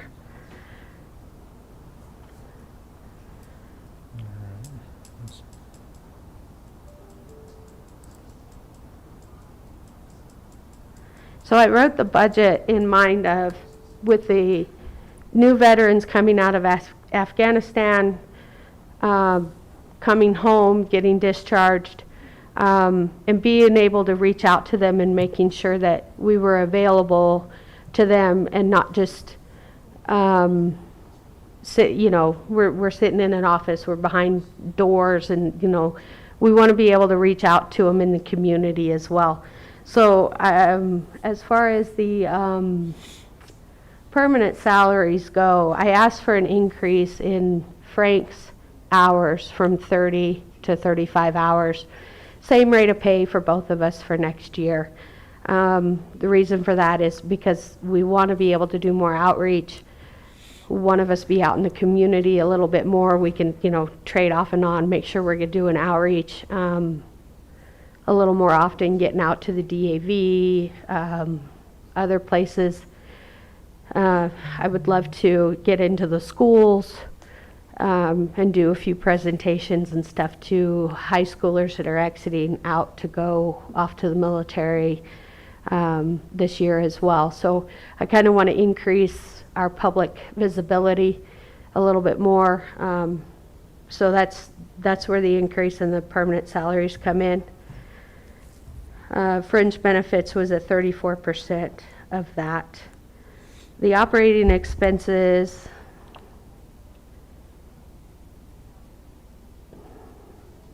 it increased solely because we put the vehicle maintenance of $1,500 into there. I pulled everything else from the vehicle maintenance because Rick got all of that done. The painting, the lights, all those little things that he wanted to do to the vehicle, those are all done. So right now, this year, it's just maintaining the vehicle. We just increased it to $4,000 to cover the vehicle maintenance, and there wasn't really another line item place to put that. Public outreach, $10,800. We dropped it a little bit just because there were things that there were one-time purchase. I anticipate this, some of the promotional items that we are purchasing and things like that. I am dropping the advertising with the radio. We're going to go to a more PSA format with them, and they're bringing back the veterans program this year, which we'll be involved with. So the advertising with the radio just really wasn't panning out. Like, we did it for 2 years as a test run to see, and we didn't get a single person come through the office saying they heard from the radio. Most of our people here, 90% of our people hear word of mouth or from Facebook, like social media. So that's where our focus is going to be, is word of mouth, making sure our information, our flyers are out there. People are wearing our hats, our t-shirts, passing around pens, cups.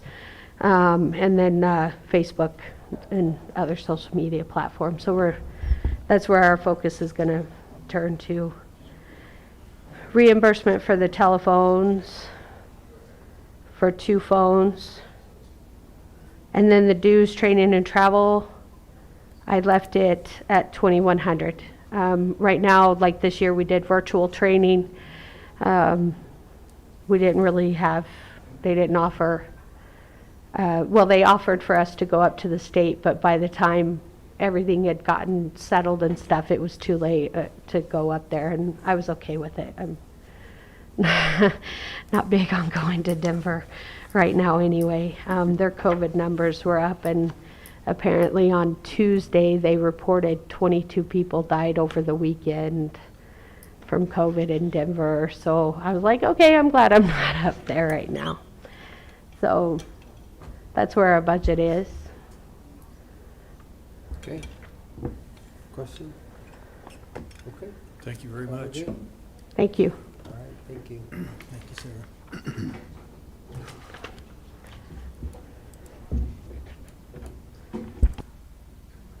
Okay, we will bring Jennifer with MOCO Transit.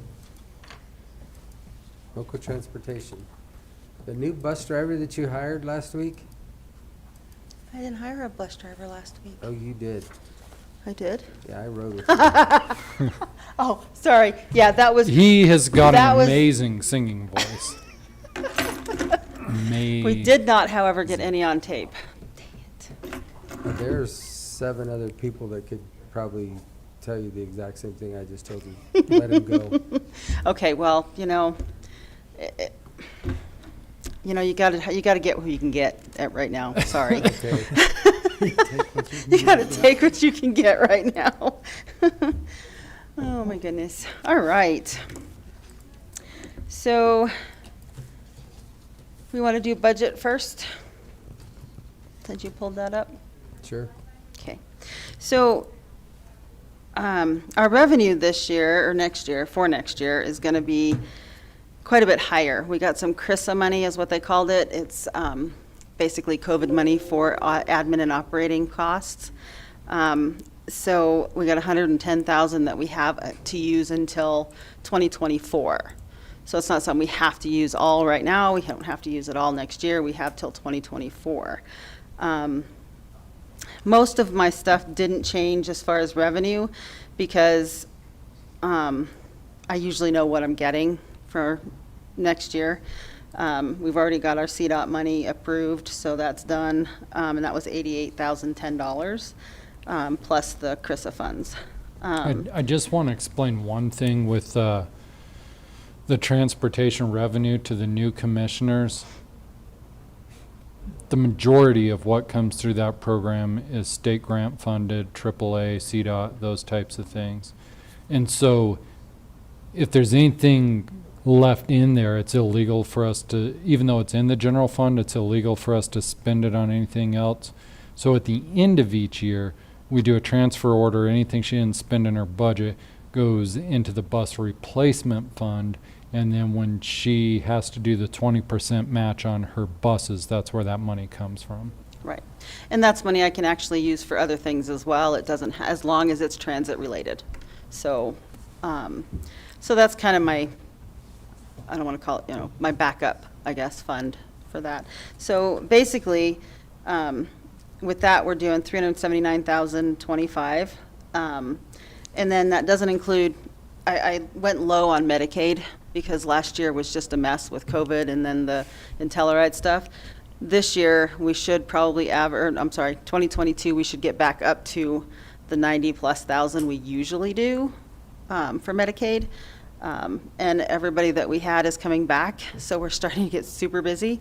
Pinion Project, same thing, we're getting super busy. We're taking probably 6 or 7 people a day to and from their classes at Pinion Project, so we're starting to pick up there. CCI is starting to open its doors again, and so we're picking them up. So I really need to hire somebody. I know. Well, So they said to get rid of the guy you had last week. I know, so. right? I try, and then you guys shoot me down. I'm sure. I'm sure. I would have loved to have that all on tape.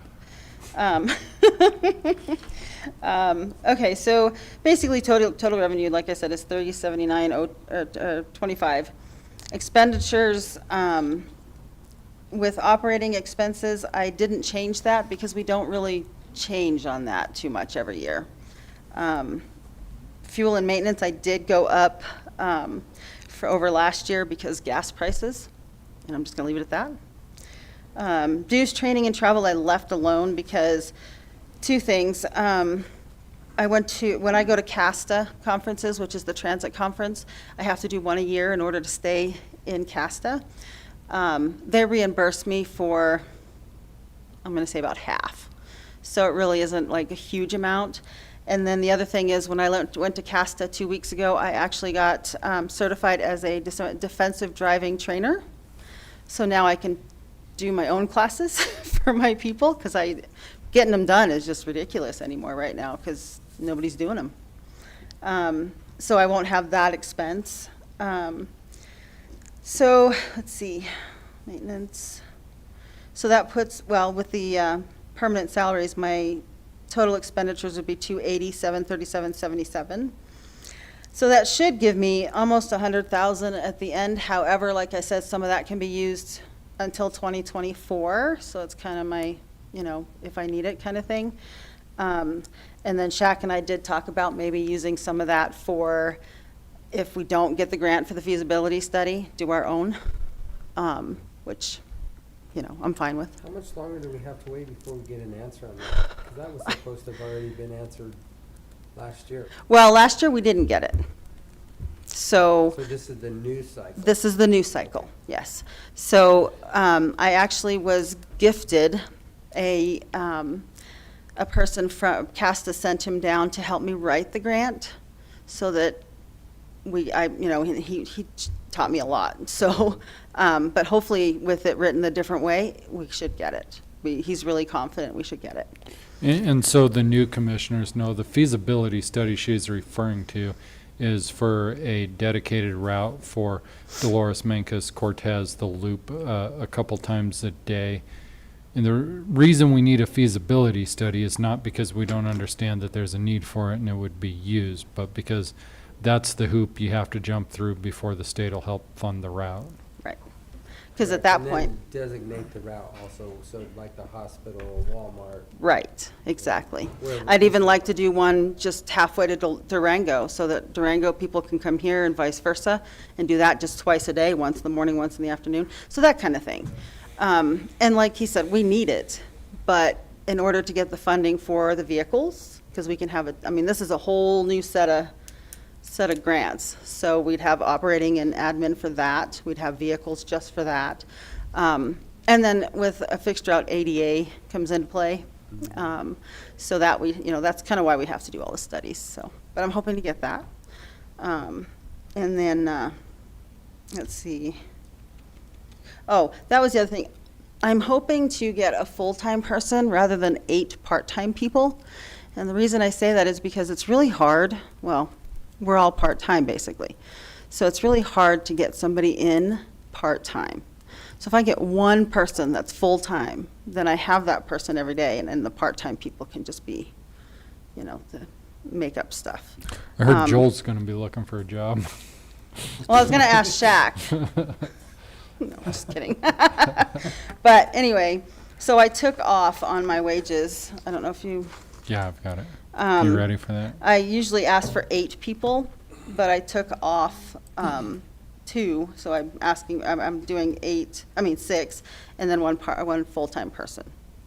So, we do have to pay them benefits, so that would be the difference. Do you have anybody that would be interested in your staff and moving into the full-time position? Or will you Yes. have to just open it up? Okay. I do have somebody that, I have a couple people that probably would, but I have somebody that could, yes, for sure.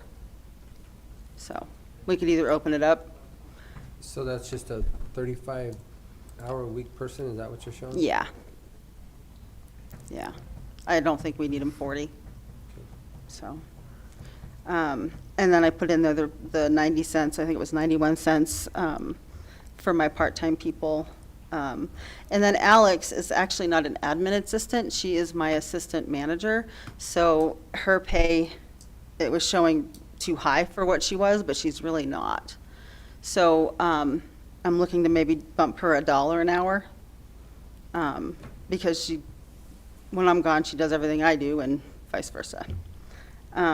And then mine, when we were looking at those studies that were done for the county, what was looked at was the transportation managers that were looked at were actually under the senior centers. So it's different. It's not their own department. They don't run it. Senior center runs it, the senior director. So I looked around the state, and the least amount I found was 62,000 to, I think it was like 80 something, which is ridiculous because I'm not gonna be able to make that work. So I did put in there though the 53 for me, just because especially when this fixed route comes along, it's going to be a lot of work. So, but that's it, I think. Any questions? No? Looks good, guys. Any questions? No. Oh, looks good. Okay. Okay. Do you have any access to maybe school bus drivers wanting to do part-time work? In the summer, maybe. Maybe in the summer, yeah. But they work, when bus drivers work, well, I mean, they could do it in the middle. Because when my mom was a bus driver, she worked until, I think, 9 and then Yeah. went back at 2. 2, yeah. 'Cause I think 3, they start. The Just only throwing thing, stuff out, you know. Yeah. the that's a only good thing idea. you might have to consider in that, and I know you don't require a CDL, but they all hold a CDL.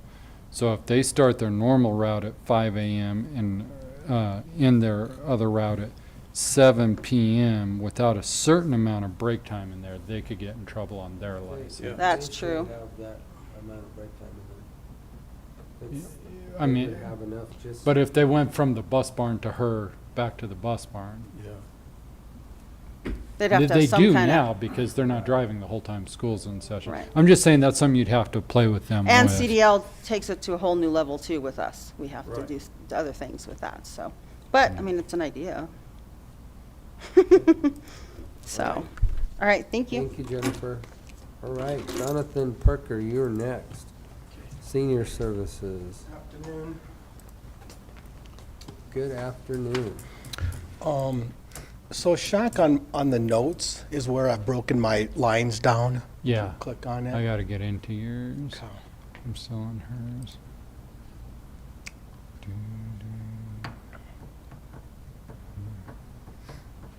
I think if you click the yellow tab, Yep. I guess you probably know that. Can you do the start with the top one maybe? Sure. Let me see.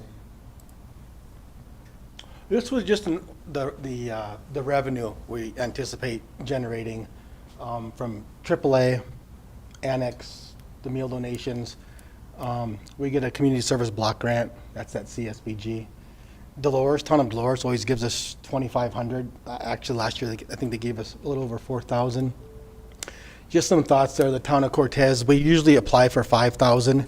We've gotten $1,500 and $800. You know, I'll be liberal in the hope that they give us 15. Exercise groups pay. You know, we get about 80 to 120, but we've added 2 more that we'll be paying. So we're going to shoot for about 1,500. The NSEP, that's if you buy, when we buy our meats, we get a kickback, and it's through AAA. It last year was actually, I believe, higher than 16,000, but in general, it runs that. And then that's our total estimate revenue, hopefully, that if everything falls through, we should be right around. And we're pretty static. In general, that's about what we have gotten since I've been here. So it's all static, there's no increase, no decrease, it's just basically the same? It's real similar. There's within a small margin, up or down. Yeah, they're like the CS. All this is basically the same. The only difference will be what AAA gives us. And then if there's other grants that come in, potentially, yeah, which I can't shoot for. Yeah, I mean, project. Okay. Okay, Shaq, the next one. And of course, COVID last year was a complete, different animal. So on this one, I'm part-time. The employee number 5, that's our nutrition person. That's Lori. I believe, yeah, so when I did this, I put in the initial raise, and then later Phaedra asked me to put in her current salary, so that's why it's separated. There's 2 employee number 5. I put in a note the second time. But she's currently 15. We'll be going to 16 with her. Employee number 6, that's me.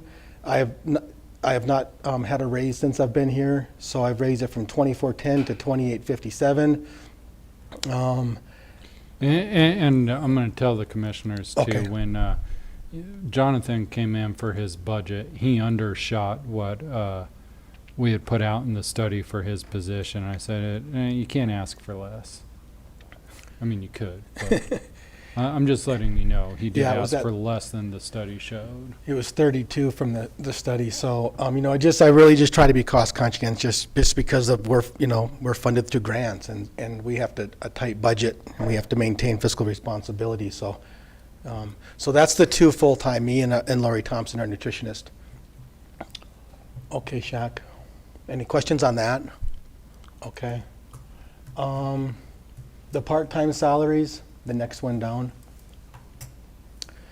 So here again, there's not a whole lot of change here, but again, because we have a couple of new staff, that they're employee 3 and 4, those are 2 new staff, their positions won't change.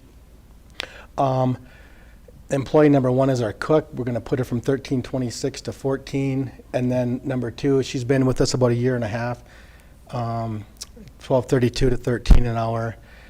We have less. When I was hired, we had 9 personnel. We have, I think, a total of 6 now.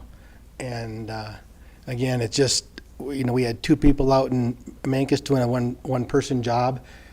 So it kind of affords, again, the way I balance it is not with the idea to lose staff, but to tighten things up. So when we just lose them through attrition, 2 people go, which they left at the same time. Mancos is our good example. 1 person's out there. So again, I can cost save, which allows for some salary increases there. And that's about the only changes for salaries right there. Any thoughts or questions on those? Again, No. thanks, Shaq. There's the fringe. So operating is a tough one. And if you look in the past, what I've budgeted and what we've spent, there's always a discrepancy there. And that's probably my bad. And part of it is a lot of food expenses end up in operating. I'm not sure how or why, but when the nutrition department codes it through finance and it gets in, oftentimes it goes into operating. And I think because we use the Walmart charge card oftentimes to pick up foods. And my hunch is it's going through that process. In general, our true operating is about 6,000, 5 to 7,000, I'd say 6. And then food costs 8 or 9 in there. But those actually are traditionally food costs. Repairs and maintenance, dues and training, that just basically doesn't change a whole lot. There's not much difference. Dolores and Mancos, we pay $250 a month. You can see that $3,000, that has not changed. We pay for those sites. And then our home tour contracts, that's just the small handyman program that we run.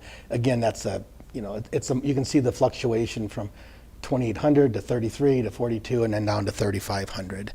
So not a whole lot of change with that program.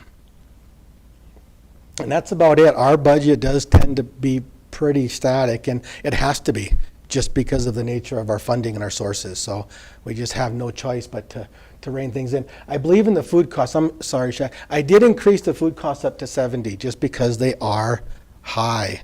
That's just, yeah. And it kind of goes into. Can you vouch for that? I sure can. Yeah. And there, you're going through another increase right now. It's fairly shocking. It kind of goes into what we need to talk about regarding the other program, food program. We do use some stuff when it comes in, but if we go that route, we could actually target more of it to offset some of our costs. So I guess if we're done with the budget, let's go ahead and discuss it. We're here today. I'm good with Here it. today. Sure. We've all read the email. Oh, okay. I think it's worth The brief. Yes. Okay. Yeah, you bet. Part of a briefing because, part of the commodities that you do get in, you could utilize. Yeah. It's just a matter of, do we have enough storage? Yes. Dry and Yes. or refrigeration storage. So I guess the first question is, well, actually, you posed 2 questions to us. Do we want it? Yeah. Do we want to keep it? Yeah. And how do we because keep it's actually not a. Oh, good. Here it is. Yeah, good. And I apologize I wasn't sure, you had mentioned a working group. I didn't know that working groups were Monday afternoon, just Yep. in general, so. they've seen it. Yeah, good. I've sent it on to them also. So, and we've kind of discussed it just briefly. Sure. So, but now we have you with us, so we can actually discuss it. Sorry, Greg, you gotta wait more. I obviously think that it's a good program, and I think it's needed, and I don't think that we want to discontinue it at all. That's my opinion. I agree. It's just a matter of, I think that if it can be more useful to you, Yeah. I think the food needs to be where you're at. Yeah. Not out there. We have Yeah. a big enough parking lot right here in town. Yeah. And it'll still accommodate the people that are coming in Yeah. to get it. Because specific people pick it up for Dolores, Mancos. Correct. And then they take it to where they distribute it in those communities. Correct. So I think we have plenty of parking lot up there. So what do you need? Well, I'm going to stop there. Sure. Let me let you have the floor. No, you're exactly right, and we've staffed this a bit more since our conversation, and I put this together, and we talked about ways. So the order comes in, the commodities email comes in with what's available for us. There's a couple of things. We can kind of, in a sense, strategically plan to say, we want this much chicken, which in a sense we could use for our program, and then what can also then be distributed out. And that kind of goes into that blending of the program where we would not want to just order commodities only for the senior center, for the meals program. And one of the examples is canned food. So for instance, we get the big cans, like most commercial kitchens, but on the commodities, it's the little cans. Right. And there's other things too where we only get so much milk or yogurt, or that's not going to be utilized by the center. It just, maybe if they're making a gravy grab, exactly, it just doesn't work that way. So if that's the route, I like that route honestly best, where we can blend it where the community's needs for the commodities are still met, maybe on a smaller scale, but at the same time, it does help the senior center with efficiency and more than anything costs. So I like that route. Because the other route is, if we don't do it, now it would not get discontinued in the sense that it's over with. Another site has to take it. As I don't know if I mentioned in there that the care and share is legally obligated by the feds to find an agency. If we were to say we're cut, they have to find another agency. And then there's kind of that third option is where the truck comes in and people just take it from the truck, right? And it comes in one day and they take it. Personally, and this goes into the food costs, I would much rather see a blend of it where we can utilize it. The concern is not, and we were looking at spaces, so we have one storage area right next to my office. If you recall that area, there's some maintenance stuff in there. There's a shelf. There would be nothing to clean that out. That's fairly substantial. For all the cans. For the dry dried stuff. so on and so forth. We've looked at that before, We have, right? yeah. Yes. It's like 10 by 20? It's not real big. It's not huge, but it's substantial. There's there's room in there.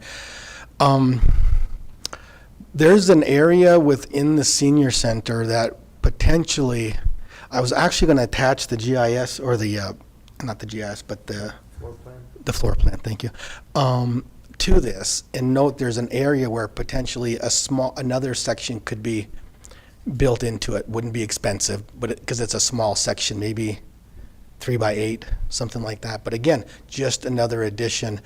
And then we'd have to go with ordering, and on the commodities that the day they're picking up, it doesn't necessarily have to stay within storage. No, our senior boxes, right, exactly, they're picking up and going. So, exactly. Exactly, and what we used for us, we would have there.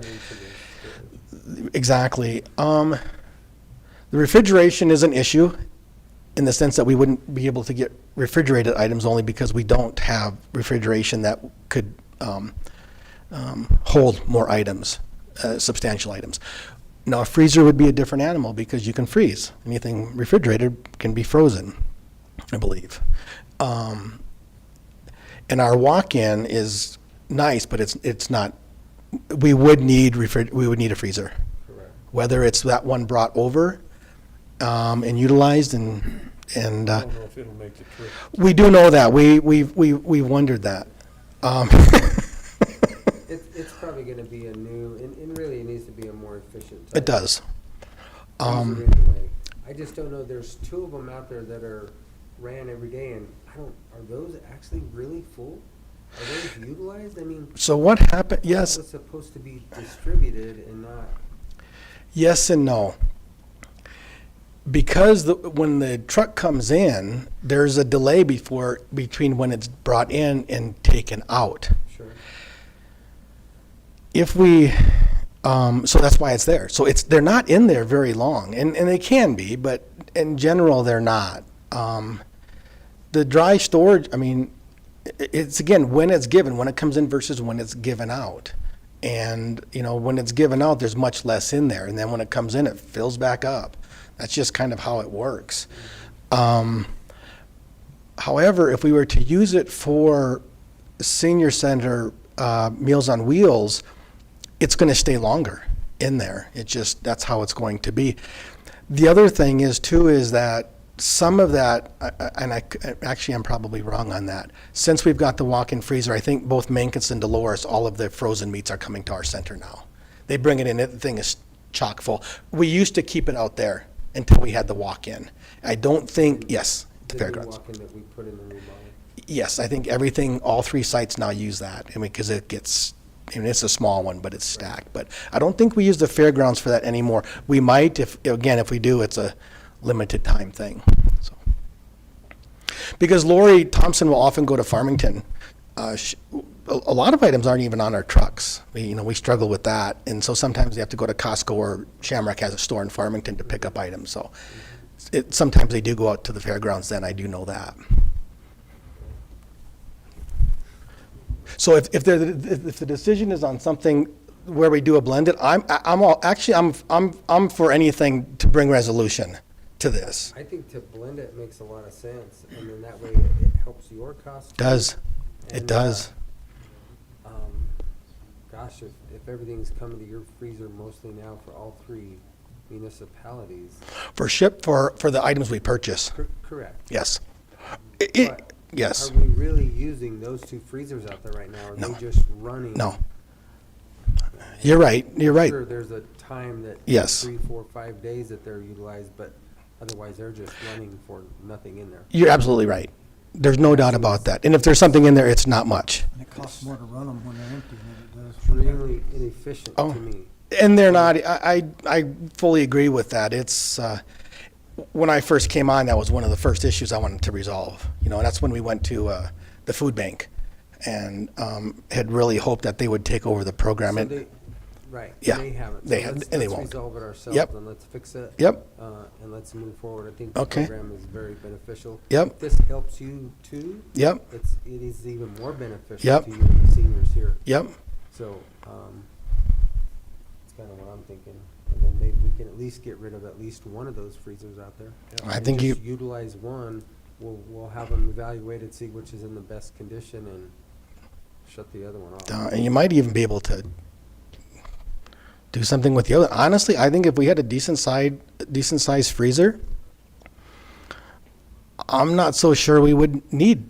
I don't see why we actually need a freezer and a refrigerator. I realize they're refrigerated items, but refrigerated items can be frozen. Unless they're Eggs or lettuce or produce or something. Yeah, and we don't, and it's what we order. And typically there's not eggs in there. Just the fragility of it and the way it's handled and stuff, So the size of the freezer, the walk-in freezer that we have over there now, would you be looking at something that size in addition to, or? The new one or the one at the fairgrounds? Well, Either one.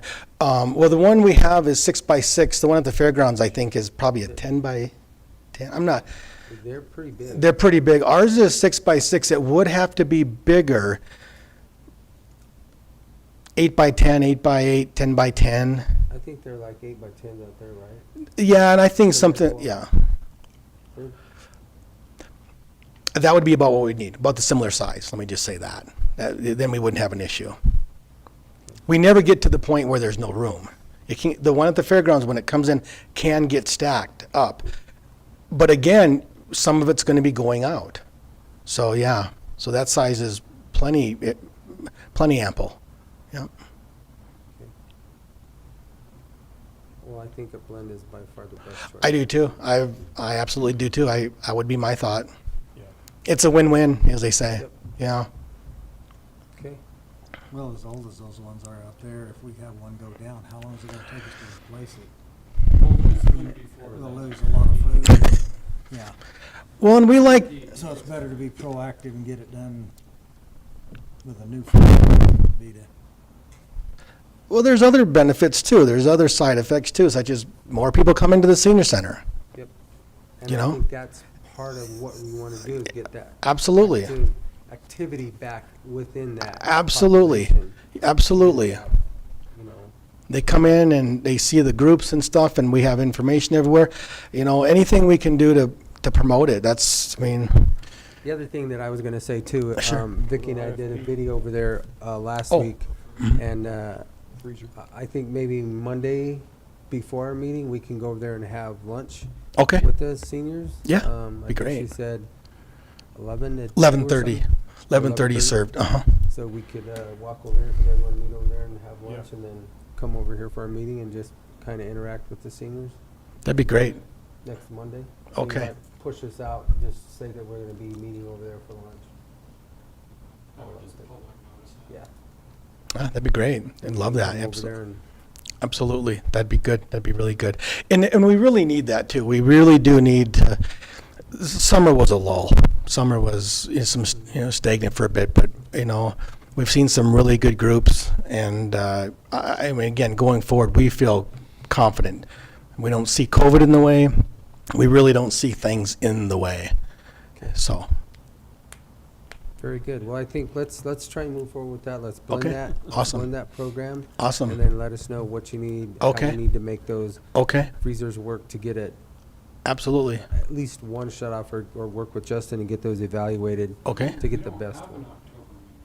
No, it won't come out till October. the day of. So, our next lunch meeting will just be a surprise. I'll zap it to you. That's okay. It's- Do you have any liver? No, I like Actually, they do liver. liver sometimes. Yes, I know, we do liver I know, and sometimes. I always miss it. Yeah, we do. Well, I'll make sure to cook by, that I'll day. fix Come by, I'll fix you. Good. Yeah, the- You got that over at El You Dorado? get a vote. But every time I go don't there, I have a get your vote. breakfast. You don't, I can give you liver and eggs in the morning. Shaq doesn't get a vote. Yeah.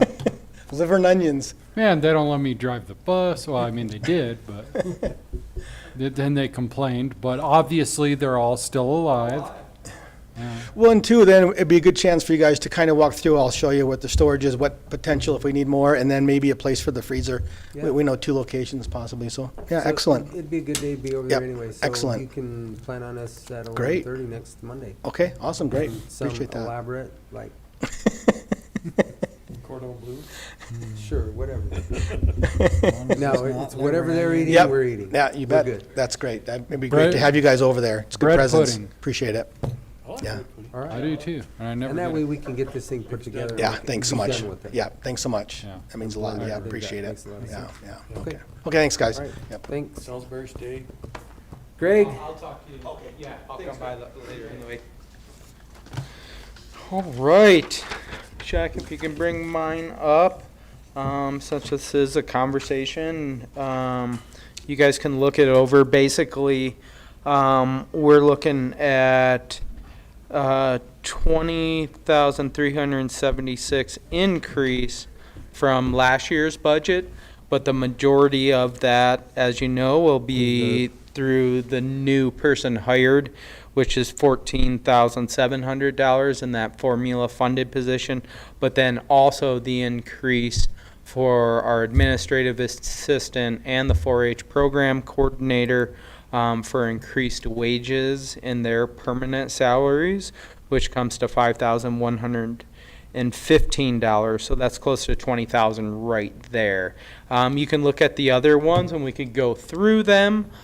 Basically, I've gone up in a little areas to account for a new person being in the office, but also tried to tighten our budget in other areas that I feel that we can definitely decrease.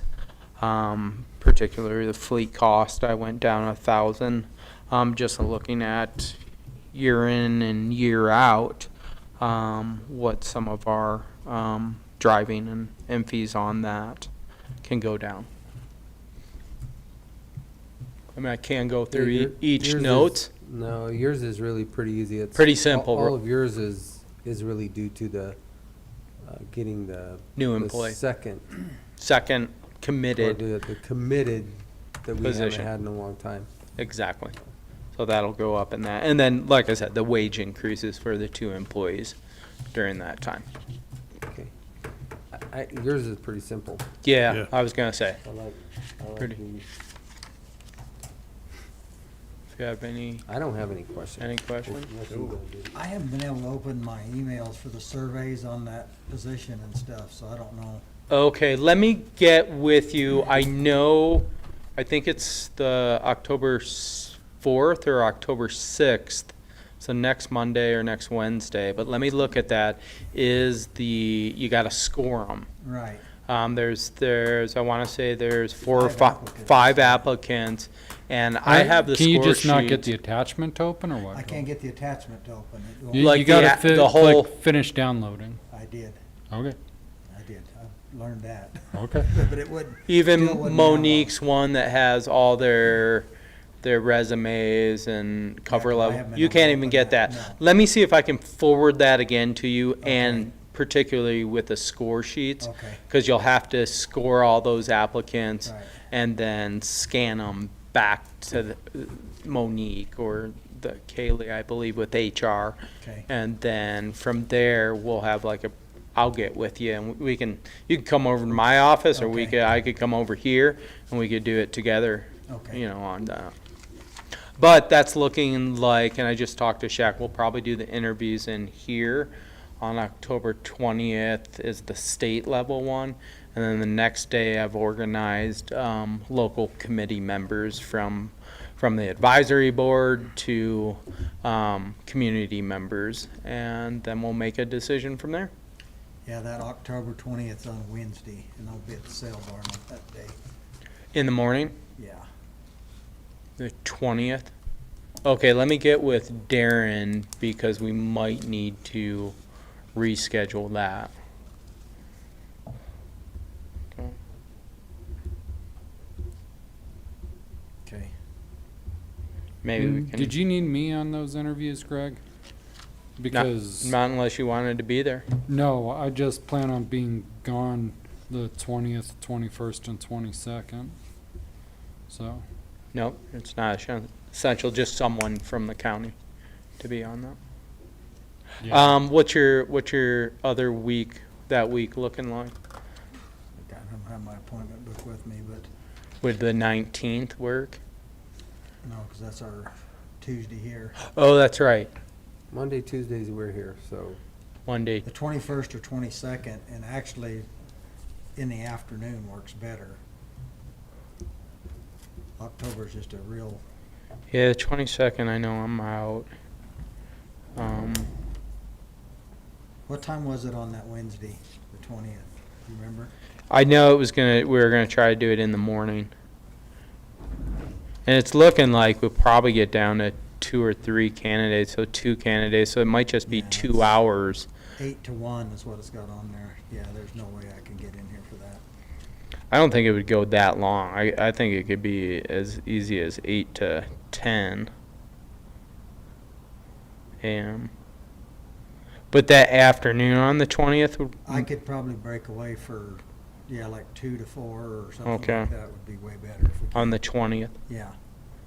Okay, 2 to 4. You don't have to go get tested, do you? That's a different deal.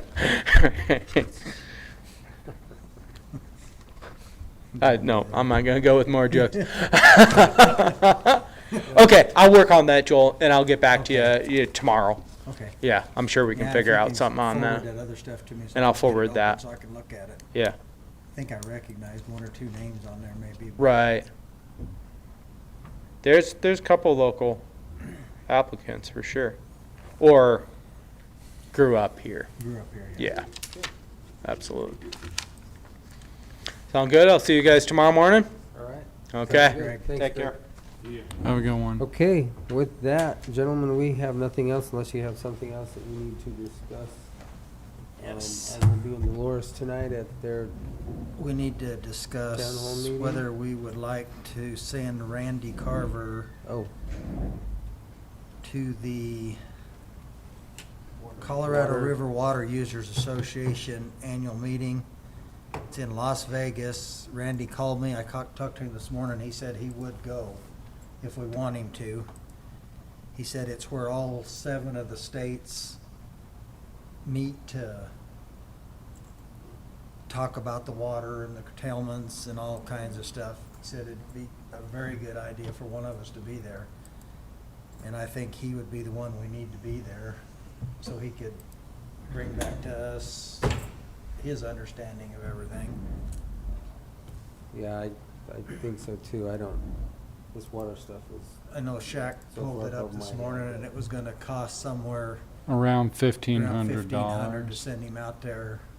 Got cheap flights out of Durango. So, well, I mean, he'd drive to Vegas, I would imagine. Probably. it's But kind of up either to way. him. It's up to him. But let me, 8 hours away anymore, I would just soon fly, because my time is Just, I got, and Randy said 2 this, days of driving is 16 hours of wasted time for me. he said he knows a lot of the people that go to this and stuff, and he said it's just like any other meeting. A lot of the stuff you really learn is out in the halls between meetings. And he said this would be a perfect place to really feel some people out and figure out what's going on with some of that.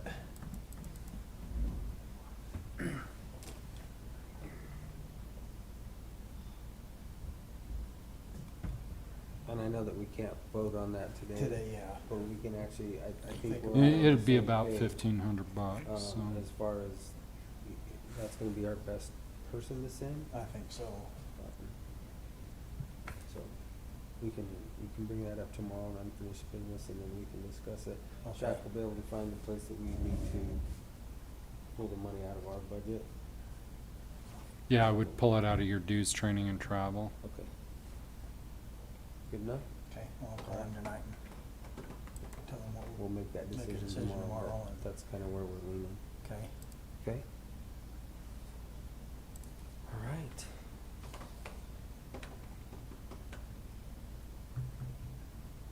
Anything else? Did we need to talk Okay. about any of that stuff, or?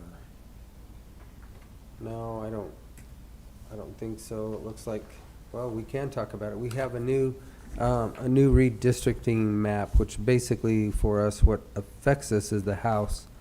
So they have Montezuma County split up now. Instead of north and south, we're split east and west. Doug provided us a map. I don't know specifically what's in the 58th and what's in the 59th, but it obviously looks like Cortez, Mancus are in the 59th, and Dolores might be in the 58th, Shaq. So we'll have to get with Doug to delineate that line even more to see what's in and what's out. Off of this map, I can't really tell. So what that means is that we are going to have to reach out. We're basically going to be, for us, having to reach across the table and make another relationship with another House district representative, which right now is Barbara McLaughlin out of LaPlata County and Mark Catlin out of Montrose County. So kind of looks like this is where they're at. I don't think we're going to see any more changes. Doug did send another email response to it. You guys all have that in front of you. I'll give a copy of that to Dolores tonight. And I think that's kind of where we're going to be, guys. They're just moving us east, west, north, or south. How many staff plans are they coming up with? Do you have any idea? I heard there was 3. I think this is the third one, isn't it? This is the second one This here. is second here, it says second staff plan. I don't know that. I don't know either, but So I I'll think have a Doug said it's conversation a with deal. Doug. what a mess.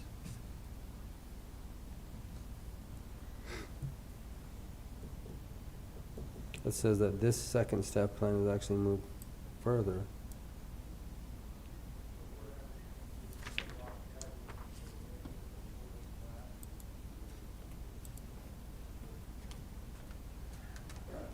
So there might be another one, but I think they're getting pretty close to their time limitation and they've got to make a decision.